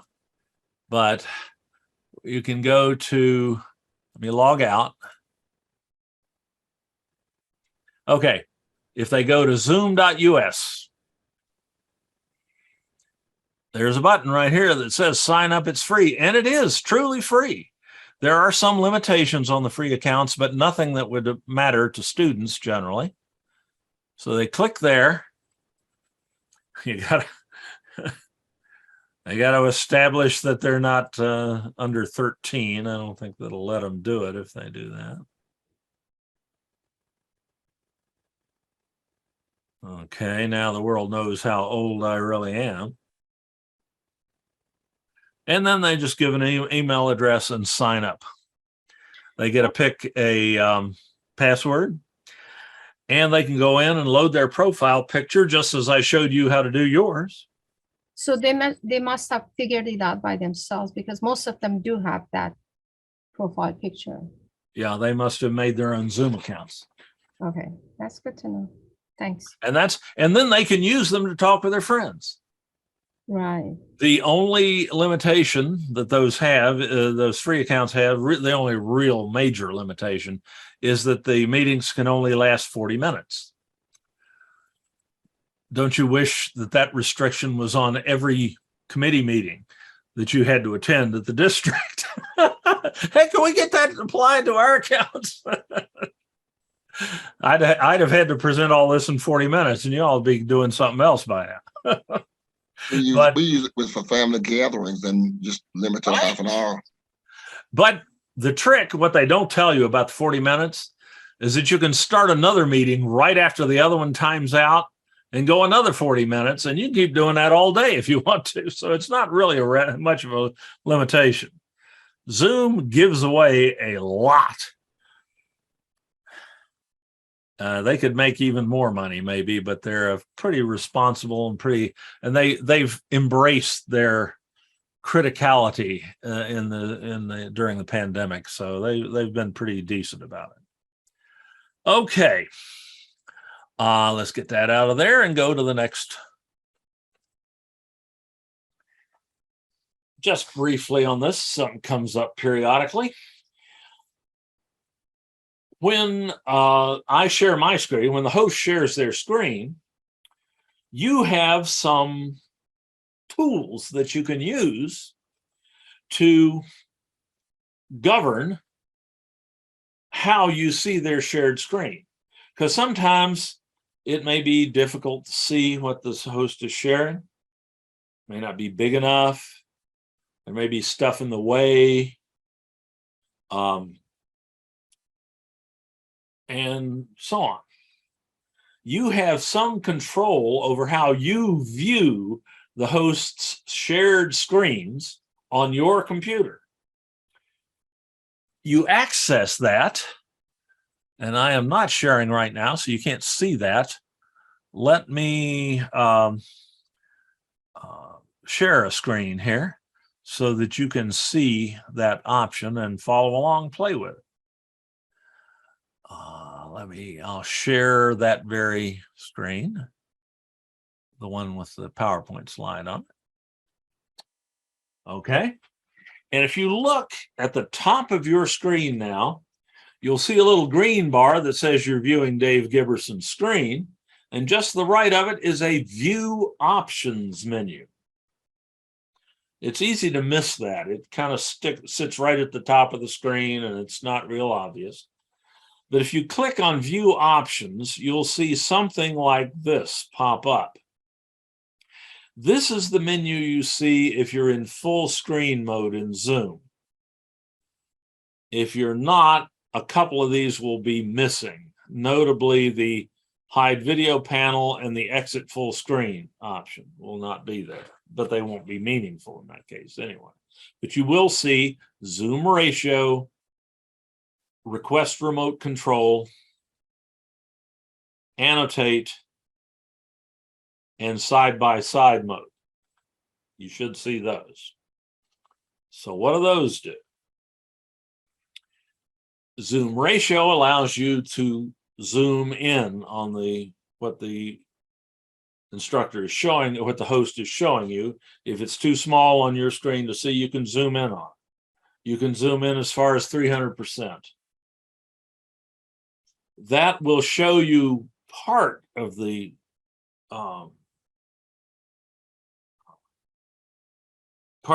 host screen, but you can click and drag on the screen and move that window around so you can see the whole screen. You just have to move your vision window around.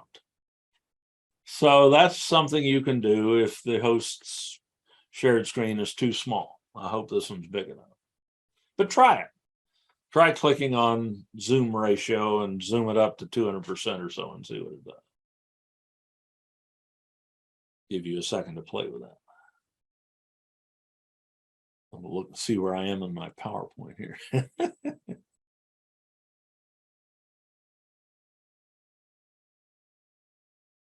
Not doing too bad. Okay. All right, then Hide Video Panel. If you are in full screen mode, there's a little panel with some webcam videos in it, the video images of your fellow attendees. If that's in the way, you can hide it. Annotate allows you to do things like this.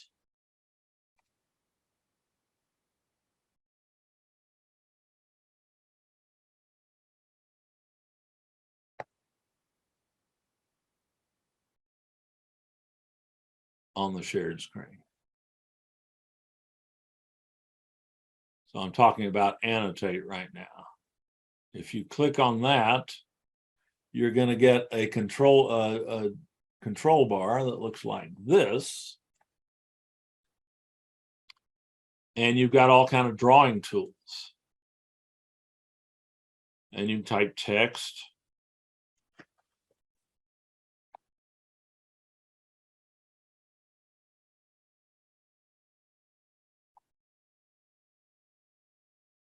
And that will appear on the screen.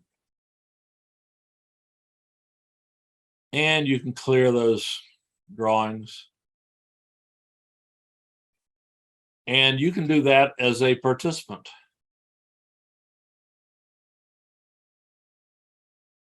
And you can control whether your participants can do that or not. Side-by-side mode is especially nice. It puts the webcam panel off on one side and the shared screen on the other. And you can, there's a little slider you can move back and forth that will make one bigger than the other, depending on your preferences. And you can slide that back and forth. Side-by-side mode is my default mode of operation when I'm in a Zoom meeting and other people are sharing. Okay, kill the Can I ask you about share screen also? Or I'm sorry? can I ask you a question also? Absolutely. I don't know if they have improved this, like Chromebook. Students who are using Chromebook have a hard time with, I believe, sharing a screen or annotation or both. Have you heard about it will work. They can share their screens off a Chromebook, but it can be problematic. Oh. It works well enough if you know exactly what you're doing, but it's more complicated on a Chromebook. And I can't show you that. I had some problems with that with my little granddaughter who was using a Chromebook to access our family meetings. And I can empathize, but it will work. It's just a little bit more complicated. Okay. And I wish I could show you. Advanced recording options.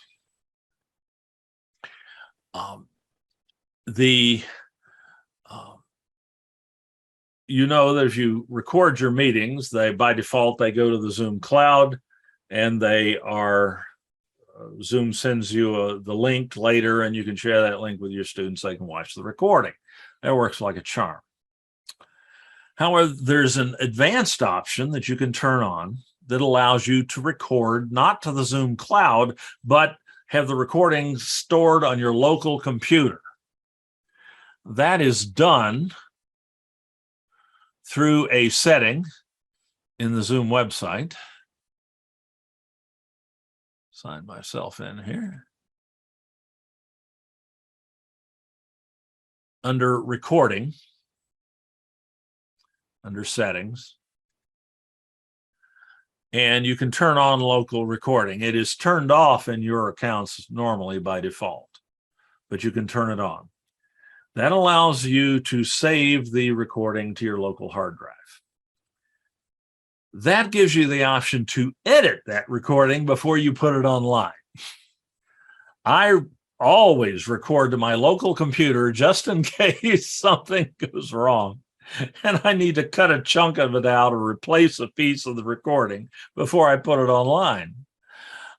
That's not impossible, but more difficult to do if you record to the cloud. There's several more steps involved. Also, this allows you to maintain control of your own recordings. They don't go anywhere unless you specifically upload them yourself, which I also like. In addition to that, under this recording tab, there are also a host of options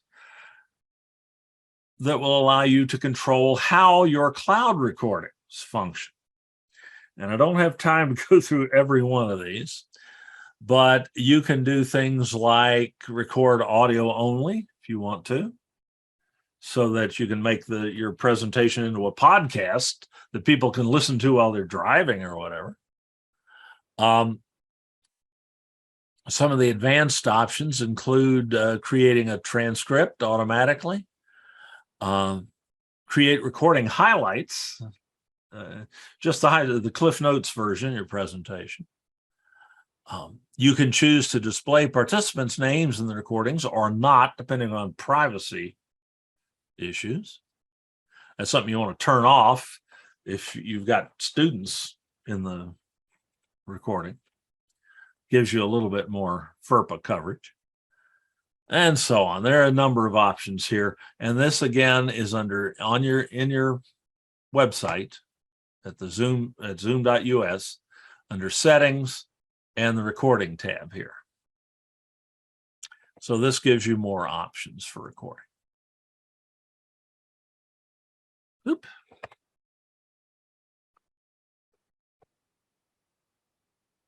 Also, if you're an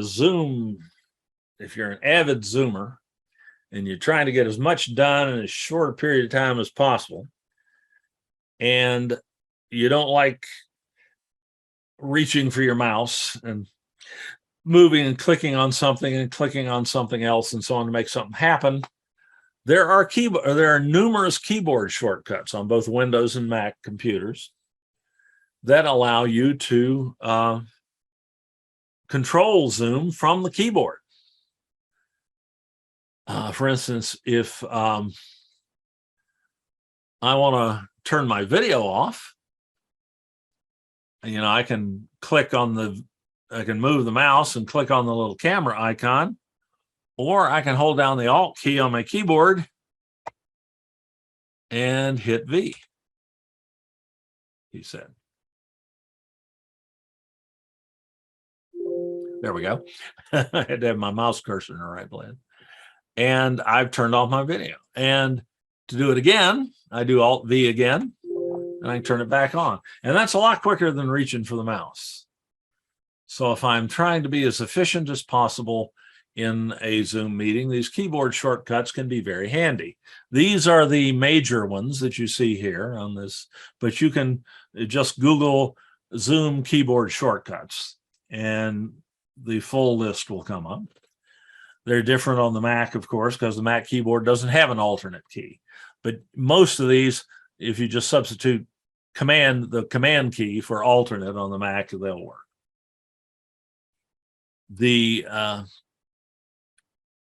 This is particularly critical in terms of accessibility for students who's have some motor issues, perhaps paralysis, that prevents them from using a mouse. Yet they can control a keyboard like a device or something that their computer sees as a keyboard by other means.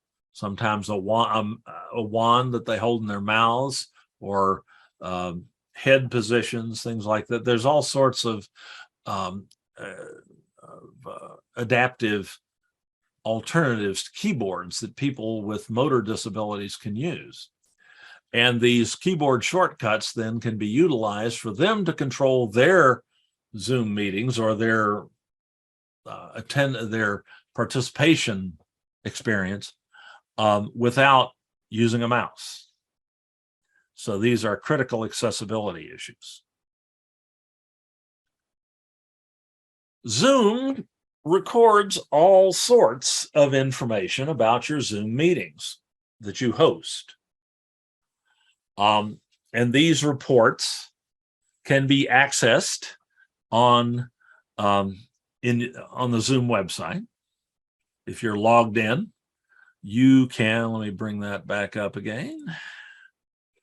You can go to the reports link here, and you can get both usage reports and meeting reports. Usage reports are attendance reports. You can click usage and get a listing of all the Zoom meetings you've held lately over a given time period. I've been playing with Zoom a lot the last 2 days. I've been going in and out all the time. You can search up to a month of meetings by changing the from and to dates here and hit search.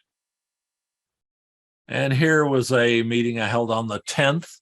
This is a lot of these are just play meetings, practice meetings that I do, but I can tell this one was a a real meeting because there were 13 participants in it. So this tells you how many people attended and also how long the meeting was, 156 minutes, over 2 hours, almost 2 hours, over 2 hours, sorry. So that's a real meeting. I can see who attended by clicking on the number and scrolling through that list. And I can export this attendance list, if I like, to my local computer as a comma-separated value file. Save it. And then open it up in Excel. And I can save that information. I get user, join time, leave time. You can tell who stayed and who didn't. And how long they spent in the meeting. So it's a role that you can keep.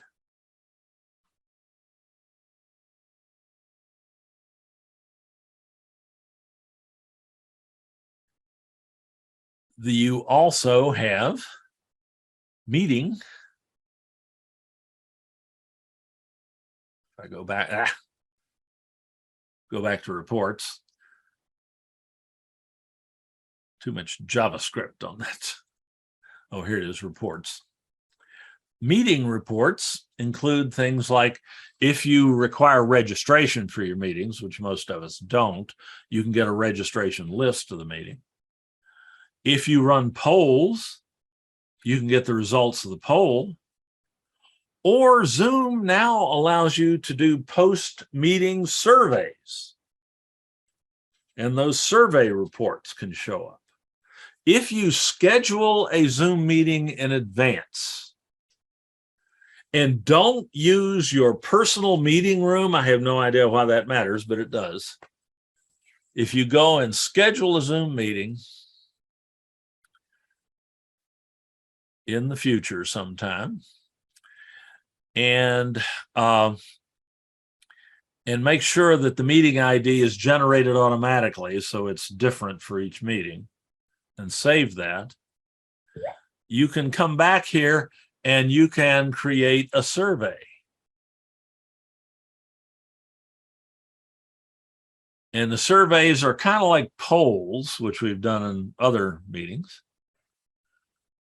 But they have one critical difference. For one thing, they occur after the meeting is over. When the person leaves the meeting or when the meeting ends, a poll or a survey window is automatically opened up in their default web browser, which they can go to and they can fill in if they so choose. Survey questions, like polls, can be single choice, multiple choice, but survey questions can also be rating questions and, more critically, long, so-called long answer, where people can type something. You can't do that in a Zoom poll that takes place during the meeting. So this is a real significant advantage.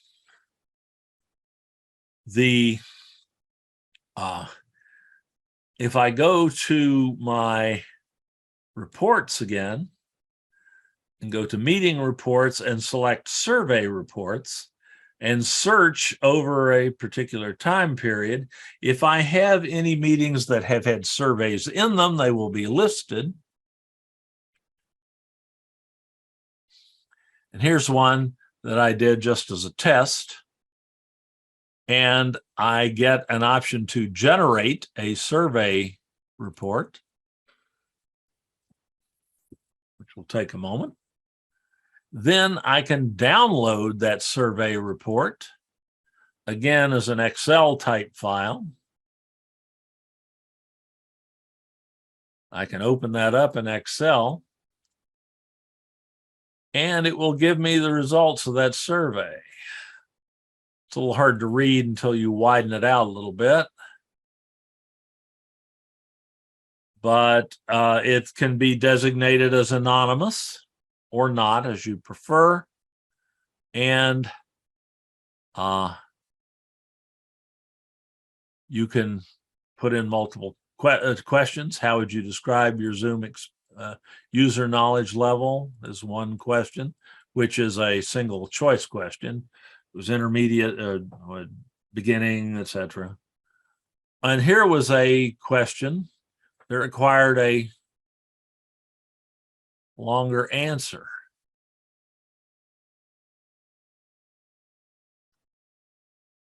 Oh, no, I'm sorry. This was a multiple choice question. And then this one was a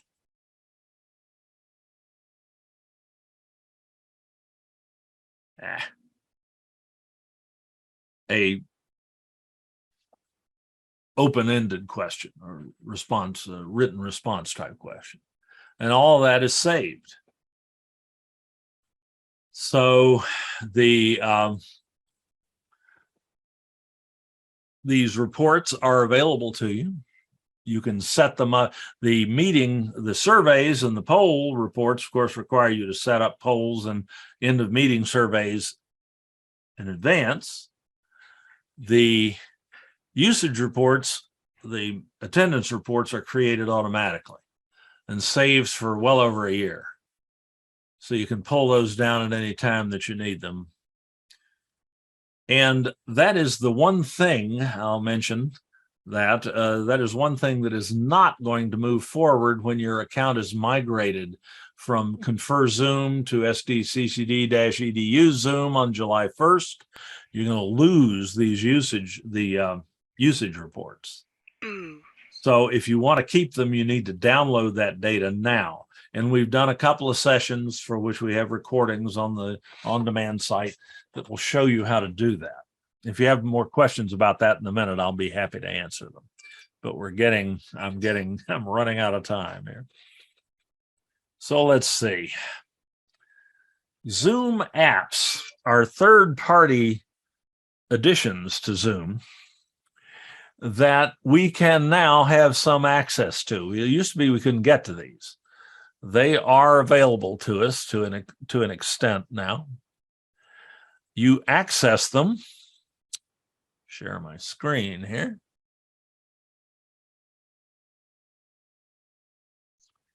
From the apps link here. And let me close this transcript. I don't need that. Ooh, don't do that. Hit the wrong button. Close that transcript. You can click on apps. And a list of apps that you might already use will appear over here on the right. Or you can look for others. And there's a ton of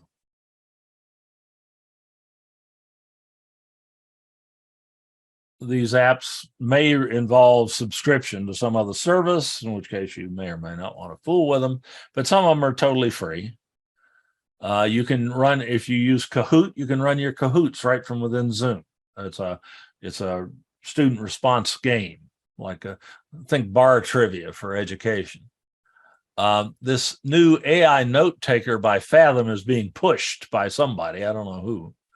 I've fiddled with it a little bit, but I haven't got it to work right yet, so I can't recommend it yet. My favorite's this little virtual backgrounds app. It allows me to give it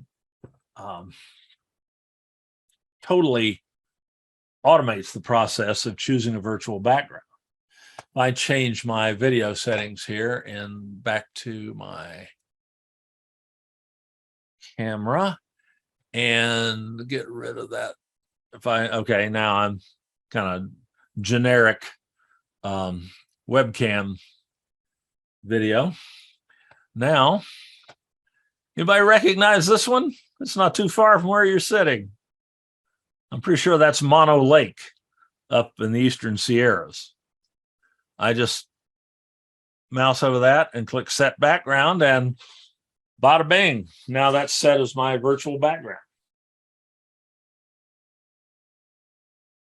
And you can, this allows you to add virtual backgrounds like mad, and there are dozens of them in different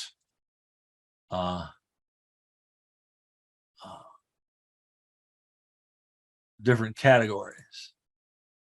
And that one,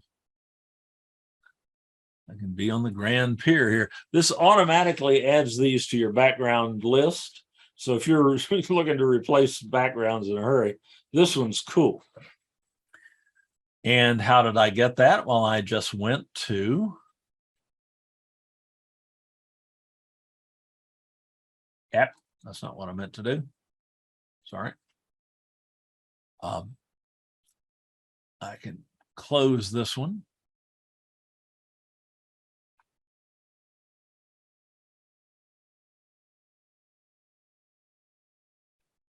I went to Discover and I just scrolled through the variously available apps.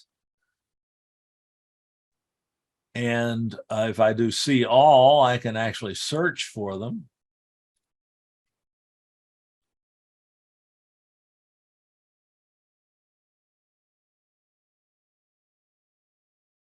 There it was, clicked on it, and it would let me add it. It may ask you for an administrator's permission, in which case there'll be a button that says request permission. That'll get sent to our local administrators. Excuse me, Dave. This is Yes. Lena. I don't see your screen where you're looking for that. Oh, you don't. Shoot. Thank you. Thank you. Thank you. There we go. Here's where I'm looking for it here. And I just searched for that and pulled that app up.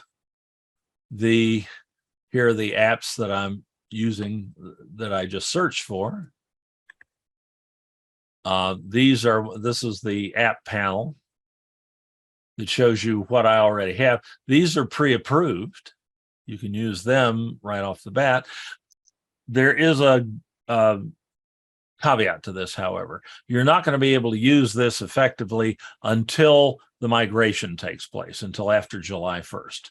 But after July 1st, you're going to have access to Zoom apps, and there are just dozens and dozens of them that you can run through. And there you can find things that can really improve your capabilities in Zoom in there. Right? Could you tell us one more time, how do you get the Zoom app? Where do you go to get the Zoom app? Where do we go to get the Zoom apps? Absolutely. You go to the apps button, which you don't have yet. Oh. Even when you're the host, this is not showing up probably in your host menus yet. It will show up. Perversely enough, it shows up in a free account. You can try it from there. Wow. They have it turned off in the Confer Zoom accounts. So we have to wait until a district? You have to wait until July 1st, until the migration takes place. And then these pre-approved apps that you see over here, you can load immediately, like the timer, the virtual backgrounds app, and the AI note taker. Others that you might want to use, you can pull up and you can request them. And so far, I haven't had any trouble getting an app that I request. It just takes an administrator, of which I'm not one on our Zoom accounts. It takes an administrator to go in and okay that app. Whether they'll ever take that hurdle off, I don't know, because some of these apps might not be appropriate for educational use. But you will be able to start playing with these after July 1st. So I definitely wanted to make you aware of their capability, of their presence, and they can be a lot of fun. That virtual backgrounds app alone has been an endless source of entertainment for me anyway. And then when I don't want the panel open anymore, I can just close it and I can kill my screen share. Okay. What about the other app that earlier you mentioned? It's on our recheck, like we go to our Mac or a computer. What was an app also earlier? Like you said, you can search it. You go to your Mac or whatever. Oh boy, I'm sorry, I've drawn a blank. Let me address that again in a minute, okay? because I know we're over time. I want to get through these slides. Okay. Ready? Let me get us back to where we were here.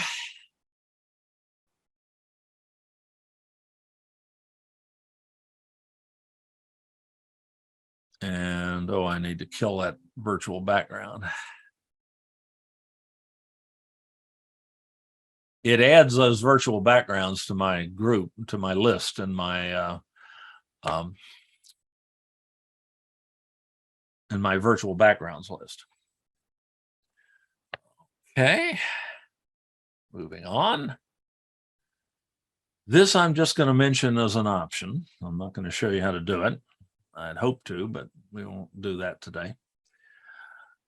In addition to having people join your Zoom meetings in the usual way, you can, just using Zoom, live stream your Zoom meetings one way, broadcast. Like, people can't talk back to you, but they can hear and see you and see your shared screens and any videos you play and things like that. For free, you can do this through to any number of people worldwide. Our Zoom accounts allow us to have up to 300 people in a meeting now. But sometimes that's not enough if it's something statewide that you want to share. Live streaming allows you to have any number of people see and hear what's going on in your Zoom meeting effectively. They just can't talk back. It's free through YouTube, Facebook, or Twitch, which is a dedicated streaming service. YouTube accounts do have to be verified to do this. Also, if you want to post videos on YouTube that are more than 15 minutes in length, you have to have your account verified.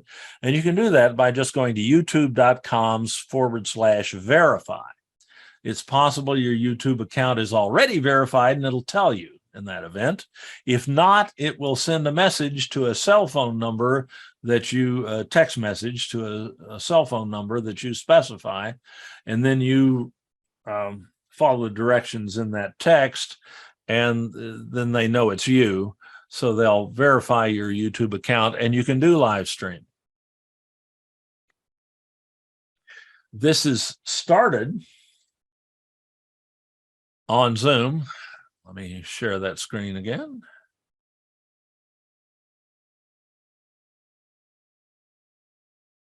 Still some things I have to use the Zoom screen share for. You start it through the More menu down here in the lower right, the rightmost link on your host menus.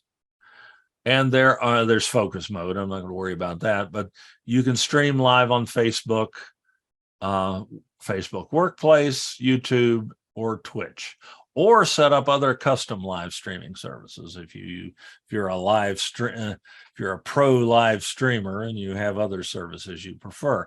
But most of us would use YouTube probably. It works like a charm.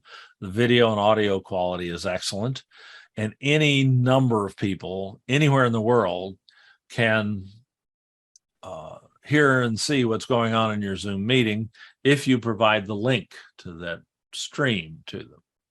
Question, Dave. Yes. When we have city college college council meetings, the members are on Zoom and their pictures up there. But for the rest of us who are not members but have to be there, are supposed to be there, we live stream to through YouTube.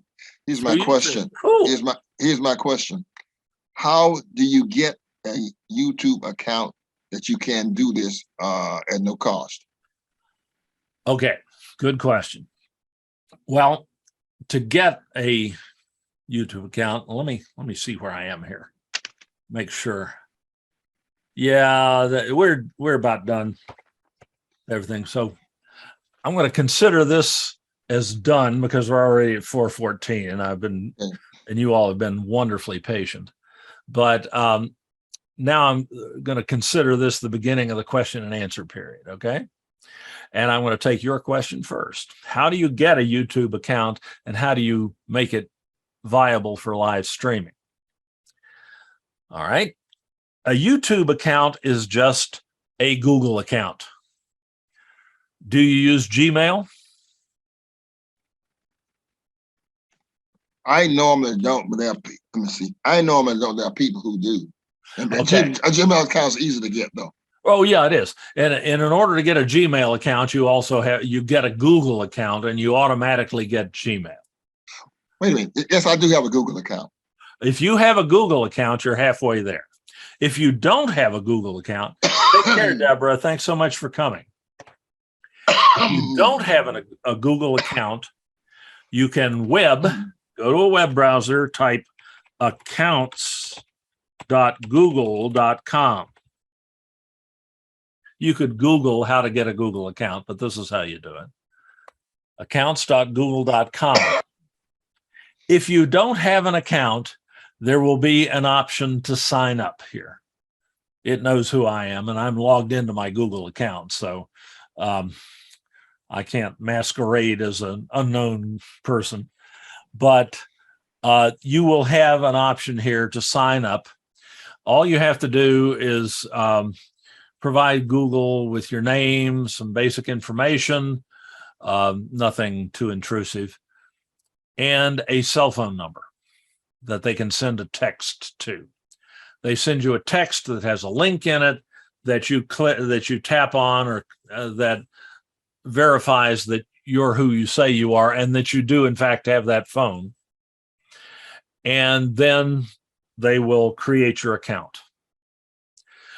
One Google account allows you access to all of Google's services that are free, including Gmail, Google Translate, Google Drive and Docs, and I know I have an account because I have a password to get in it. Yeah. So good. You're already through that. I just wanted to, in case somebody else had the same question, I wanted to be sure they knew how to get a Google account.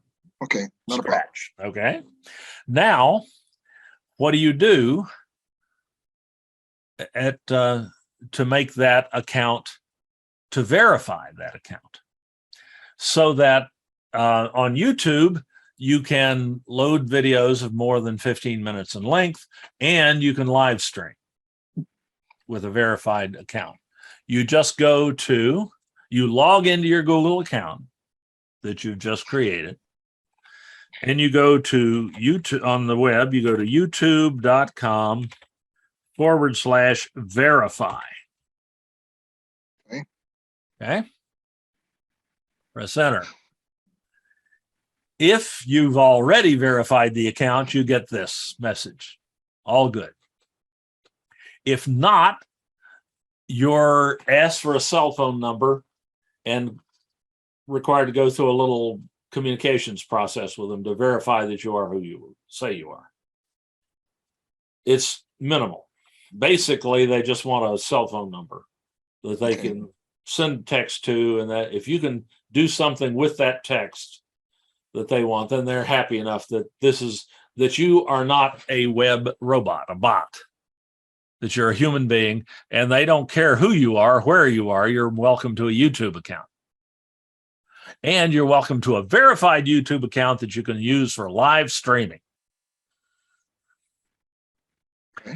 So that's all there is to that. Then you go into Zoom and you click on, let me share that Zoom screen again. I'm still sharing that. Go to more and say live on YouTube.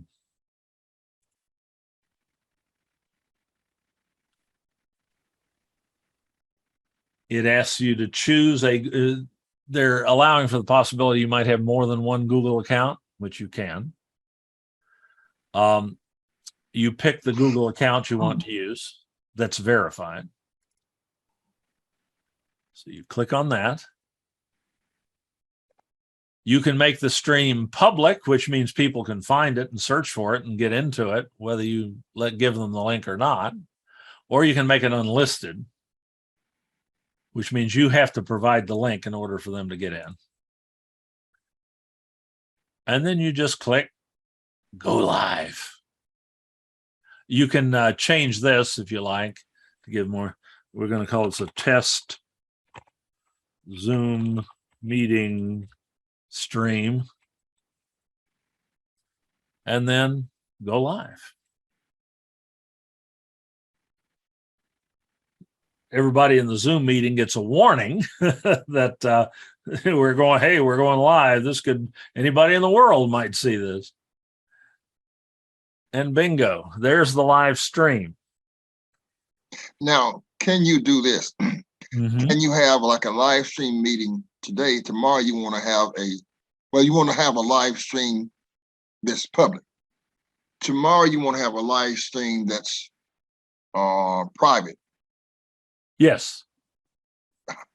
When you start the live stream, it asks you, do you want this to be public, unlisted, or private? Oh, gotcha. Okay. Okay. And private, though, is extremely limited. Well, I mean, unlisted is fine. Yeah. Well, Okay. unlimited is effectively private because only the people you supply the link to can get in. Yep. Okay. They can't search for it. They can't find it by accident. Private means that you have to specify up front exactly who can view it. They have to have their own Google accounts, and you have to know what the email addresses associated with those accounts are. And they have to be logged into those Google accounts in order to view that live stream. So private is not really. I'm not going to use that. It's double that. Way more of a pain in the keister than it's worth. So unlisted is effectively private. You're just careful about who you give the link to. And the link is different for each new meeting, and you have to send it out to the people you want to attend.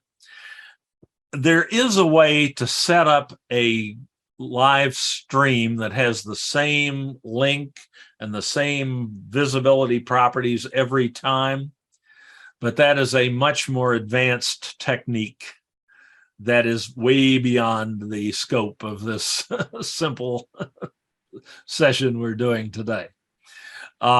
It's not impossible, but it's a lot more work. Then you can have a live stream that has the same link every time. Okay. And people can have it in advance and just click into it at a given time. Yeah. But you can just send the link out to them after you start the live stream as well. Okay. And you can do that through, let's see, where do you find that live stream? That is, I can never remember that. Share. No. Where is that puppy? Oh, and by the way, the live stream is delayed anywhere from 10 to 20 seconds relative to the live Zoom meeting. That's why things are not syncing up here. That's normal. But I'm trying to remember where you get that link. Shoot.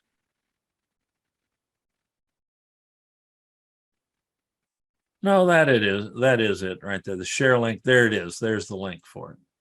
And you can send that to people. Okay. Did I answer your question about live streaming? Yes. Thank you. You bet. Anybody else have questions on? First, let's get the questions on this topic first. Let me look at the chat tool, see if there's anything I might have missed in there.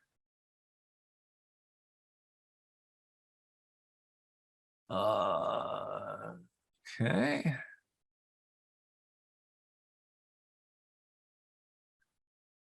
Everybody liked the avatars and the immersive backgrounds. That's good. Oh, and a lot of nice things.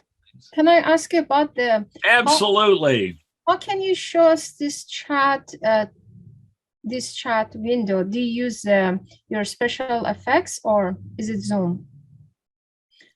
You were showing. How can I show you the chat window Yes. in Zoom? Yes. Okay. I do that by sharing my Zoom screen. All right. So let me do that again. And let me get this live stream shut down first. I don't know what's going on out there. I'll pause that. And I can, in Zoom, stop the live stream when I'm ready. All right. Now it's dead. And now I'm going to get rid of this.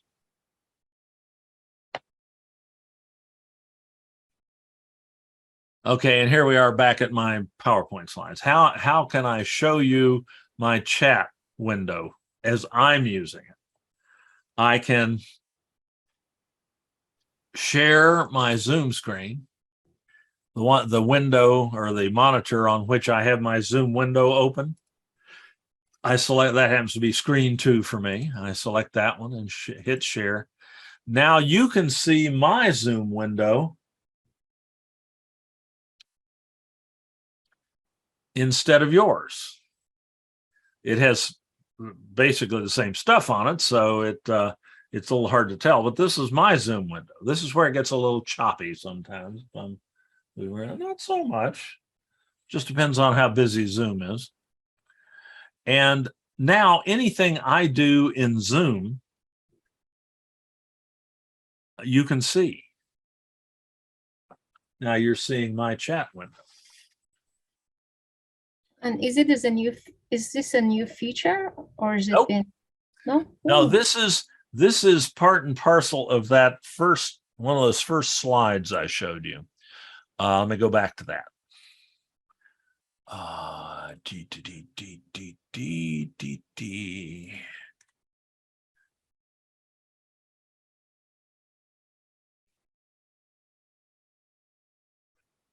Okay. Yep. This is how to share your Zoom screens. Hmm. If you share your Zoom screen with your participants, they'll be able to see all the little Zoom menus that you bring up and things like that. And it's primarily useful for when you're trying to show your students or your colleagues how to do something in Zoom, which of course is what I've been doing all day. So I use this a lot. This does require that you change a setting on the website and one in your Zoom desktop client in order to make this work. The setting on the website, I go to my Zoom settings. Let me get that chat window out of the way. If I go to settings and look for screen share, I think it's under in meeting.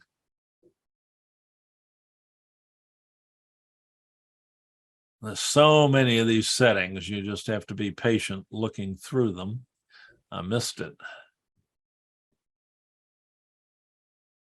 This is why I like to, when I'm looking for a setting in Zoom, I like to click on the screen, then do a Control F and search for a keyword like share and run through the options until I find the one I'm looking for.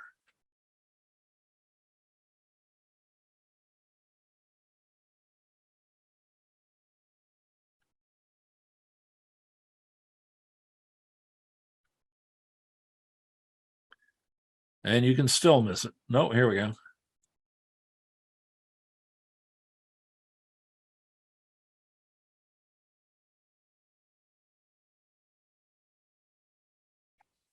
Shoot. Still can't find it.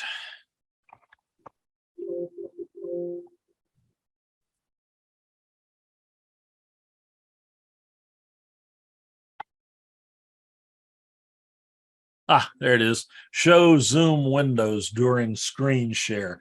It's a little less than halfway down. Mm. You got to turn that on. Oh. It's turned off probably in your account by default. You got to turn that on, which doesn't cost you anything. Then you've got to bring up your Zoom client, your desktop client. You can do that by running it from your applications folder on the Mac, or by searching for it in Windows, and bring up this screen and go to the little geared wheel here. That will bring up a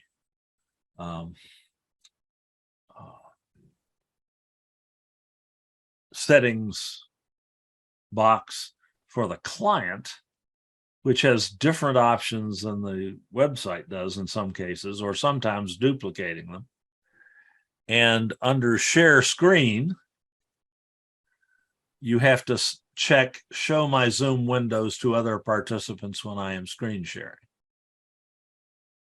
And you got to do that both, at least it used to be the case anyway, that you had to do that both places to get this to work. And once you do that, when you share your Zoom screen, when you share your screen, if you share your Zoom window, they'll be able to see your Zoom window and see your, when you do stuff in Zoom, they'll be able to see your menus and see you doing things. And all of your Zoom windows are transmitted. Otherwise, they're not. They just vanish for both you and the participants. And you have to control your meeting through the share toolbar, which is this thing, which has some of the same menu options in it as your Zoom menus. So I much prefer to share my Zoom screens. Yes. So after you select it in both places. Yes. When you're trying to use this feature, I see you are using a screen too. Is that creating a screen? How do we get to that? No, it doesn't create a new screen. It just means that when you share your screen, if your Zoom window happens to be up on it, they'll see that. Oh. So when I share, I have 4 screens here, but that has nothing to do with this discussion, except for the fact that I need to pick the monitor that has my Zoom screen on it. It's a little hard for you to see that, but that's my Zoom. My Zoom application window is open on that screen. So if I want people to see that, I have to select that, get the blue highlight around it, and then click share. And that didn't change anything because I was already sharing that. But that's why when I go to chat, for instance, you see my chat window. Mm. And you see almost all the windows associated with Zoom use and all the menus and how everything is operating in Zoom. So it's a critical capability that you need if you are showing other people how to use Zoom or how to do something in Zoom that you need for them to do, which is not, from time to time, you may need to show your students how to do something in order to experience what you need them to experience in a class meeting. And this option allows you to do that. The only downside to it that I know of is that when you are, especially if you just have a single monitor and you've got Zoom up on it and you share that Zoom screen, if you want to share anything else with your students, you have to click and pull your Zoom screen out of the way so that they will see and any chat windows and so on. And now you can bring something else up on this monitor, like a web browser or whatever. But that's an extra step when you're sharing your screen, rather than just being able to share the screen. If you have only one monitor and you're sharing your Zoom screens, you have to drag the Zoom screen out of the way before you can share anything else. If you don't set this option, Zoom screen sharing on, then when you share your screen, your Zoom windows automatically vanish and whatever's underneath them is shown to your students. And it's one less operation to make that happen. So that's a minor disadvantage as far as I'm concerned. It's far outweighed by my ability to share my Zoom windows so that people can see how I do things in Zoom.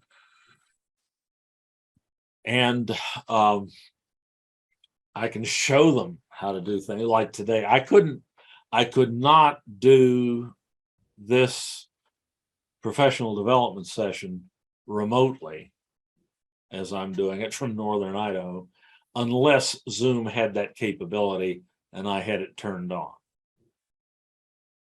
Great, thanks.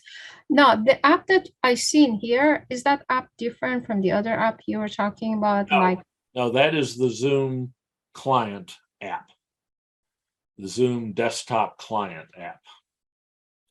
no means what? You said no means what? Excuse me? You said no. What do you mean by no? Like it's not the same app? It is the same. I'm sorry. It Oh. is the same Zoom desktop client app. I'm sorry. I misunderstood the question. Okay. So this app that I see in here, that's the app that you're talking about that later on will have access to this app Yes. after July 1st. Okay. Yes. Well, actually, this is not why you don't have access to the apps button at this point in time. It's not that your client is out of date necessarily. It's that feature is turned off at the account group level in Sacramento. Well, actually at Palomar College over in San Marcos. They're the one, that's where the group is located that manages your Confer Zoom apps or your Confer Zoom accounts right now. When your account is migrated into our account group, there are different things are allowed, and that apps button should appear the next time you host a Zoom meeting after July 1st. Oh, okay. And that will show up in the menu on our screen, Zoom screen. We don't have to go here, right? It will show up down It'll here. show up on your Zoom account menus down here. Where is yours? Do you have it? Yeah, I'm showing that. See my cursor? Oh, wait a minute. Let me annotate. I always forget that. It's right here. Oh, I get it. Okay. You don't have that on yours right now because your account hasn't been migrated to the new account group. Okay. But our dean already has that turned on in our new account. I'm using my account has been migrated early because I need to be able to show people how this works. And yours will be migrated on July 1st. It's supposed to, and not on June 30th, but July 1st. Because July 1st is a Friday. They're going to start the account migration process at about 10 p.m. and the accounts are going to be migrated sequentially. So by 8 or 9 o'clock the next morning, your account will have been migrated. And when you go in, you'll be able to log in with the same credentials and you'll have some new options that you didn't have before. Also, if you have a problem, we can help. Where before we had to go and ask the state to help. Now we can help. Actually, our IT department is managing the accounts, and the only other administrator is the dean of online and distributed learning, Brian Weston. And he has full management capability for our Zoom accounts, where before it was somebody at the state level. So we have much more responsive management of our Zoom accounts than we will after July 1st. And that's going to be a good thing. Yes. You're not going to lose any capability. You are going to gain some. And hopefully we'll get that new whiteboard that people were asking about earlier too. I have just absolutely no idea why that they won't give us access to that. Zoom won't. It's because of something to do with the state chancellor's office agreement with Zoom. And it seems nonsensical. So we're trying to trace down the source of the nonsense and it's so far we haven't been successful. Yeah. There's so much nonsense. No, I'm not going to say that. They'll fire me for sure. I had the feeling that the new whiteboard, you can create it in advance, like the way you want it. Yes, you can. Oh, it's wonderful. Yeah. If you want to play with it, Uh-huh. make yourself a free Zoom account, as I showed you how to earlier. Yes, yes. You can Okay. have more than one Zoom account. Make yourself a free Zoom account. You'll have the new whiteboard in your free Zoom account. Oh, great. I'll do I that. believe that meets the definition of irony. If there's an English professor, you can check me on that. But I think that that's ironic. You'd expect that with a pro paid account, you'd have better features than a free account, but the free account has features that you don't have access to because of some silliness that we're trying to get corrected. Mm-hmm. Yeah, that makes sense. I mean, doesn't. But... It's not too surprising, is it? Ironic it may be, surprising, no. Yes, exactly. You bet. Thank you. These are great information. Elizabeth, you're most welcome. Elizabeth, your hand's up. Yeah, I'm so sorry to bother you. I don't know if people have You're more not questions. bothering me. That's what I'm here for. Wait a second. I hope there are no more questions about the Zoom meetings because I Well, we've answered enough of that. I'll throw it open for general questions now. Okay, can I share my screen with you so I show you what Let me make sure I've got that turned on. Yes, I do. I'll need to stop my share. Yes, go right ahead. Let me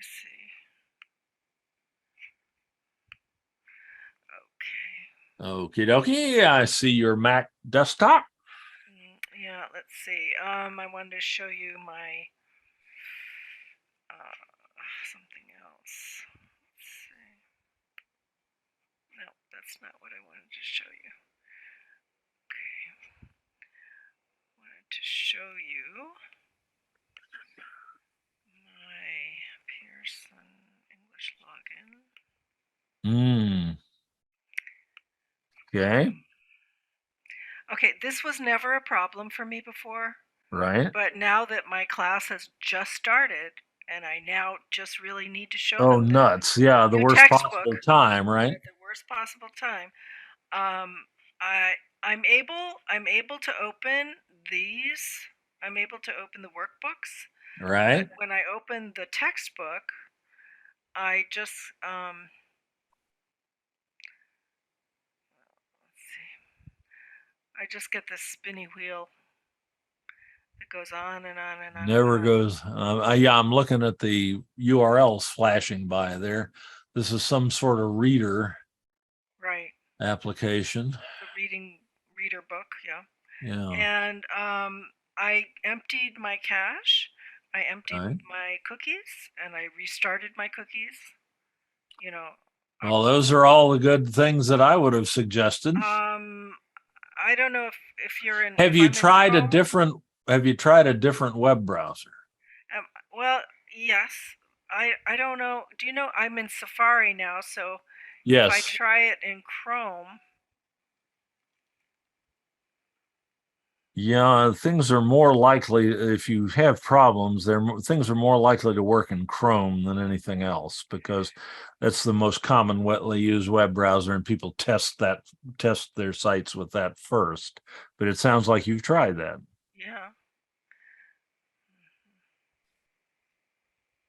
Is this working now in Chrome? Right. It's or is it still in? taking its time. Yeah, okay, so. Pull up your e-texts. Obviously, it knows who you are. Yeah. Because I tried this as well today. It does the same thing, huh? Well, it did before, I don't know. And you've cleared your browser cache, and you've rebooted everything, which are the first two things you try. Yeah. When something doesn't work that used to work.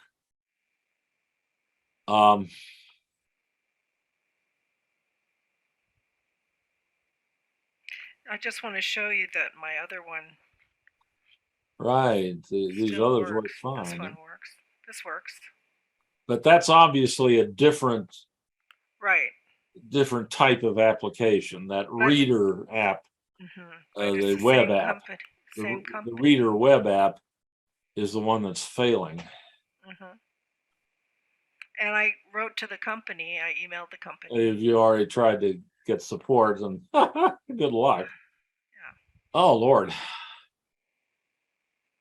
I wish I could help. I don't have any access to any of this. I know. Hey, Okay. I'm just trying to think of things you might try, but you've checked almost all the good idea boxes on things to try. Have you tried a different computer? No. No, but I guess. Can you gain access to Yeah, I do have I have a Chromebook or HP. Oh boy. Well, that's worth a try. It'd be interesting to try this on a Windows machine. Yeah, it's just. I know that may not be especially convenient. So yeah, I'll try that. It's worth a try. It's possible there's some application on this computer that's interfering with that reader, the reader-prod.gls.pearson-intl.com.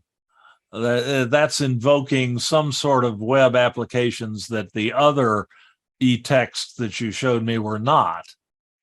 So let's see. That was Pearson. How do I get back to that?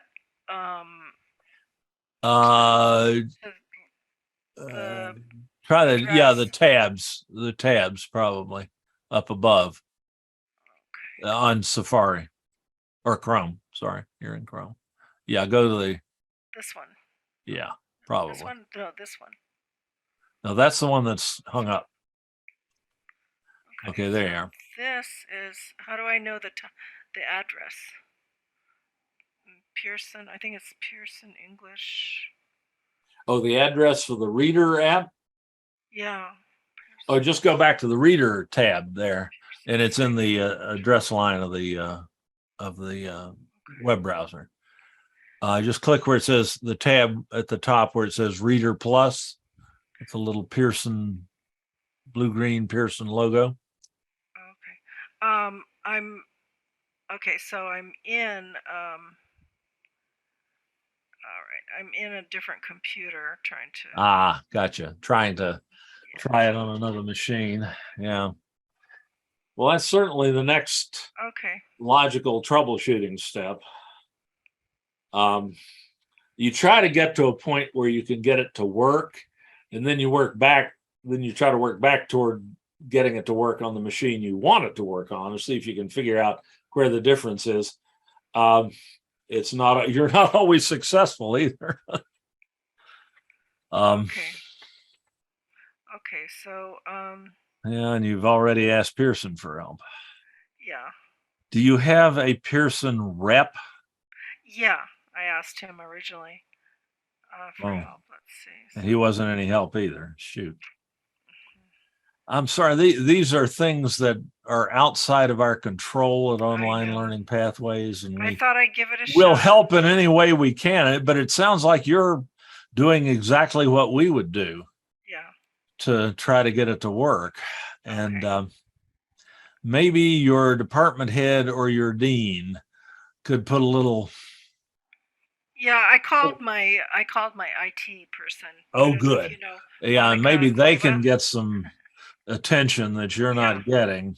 Well, okay. Well, I appreciate that. I wish I could have been more help. It looks. No, that's all right. I mean, you're doing an admirable job of troubleshooting this, but I'm trying.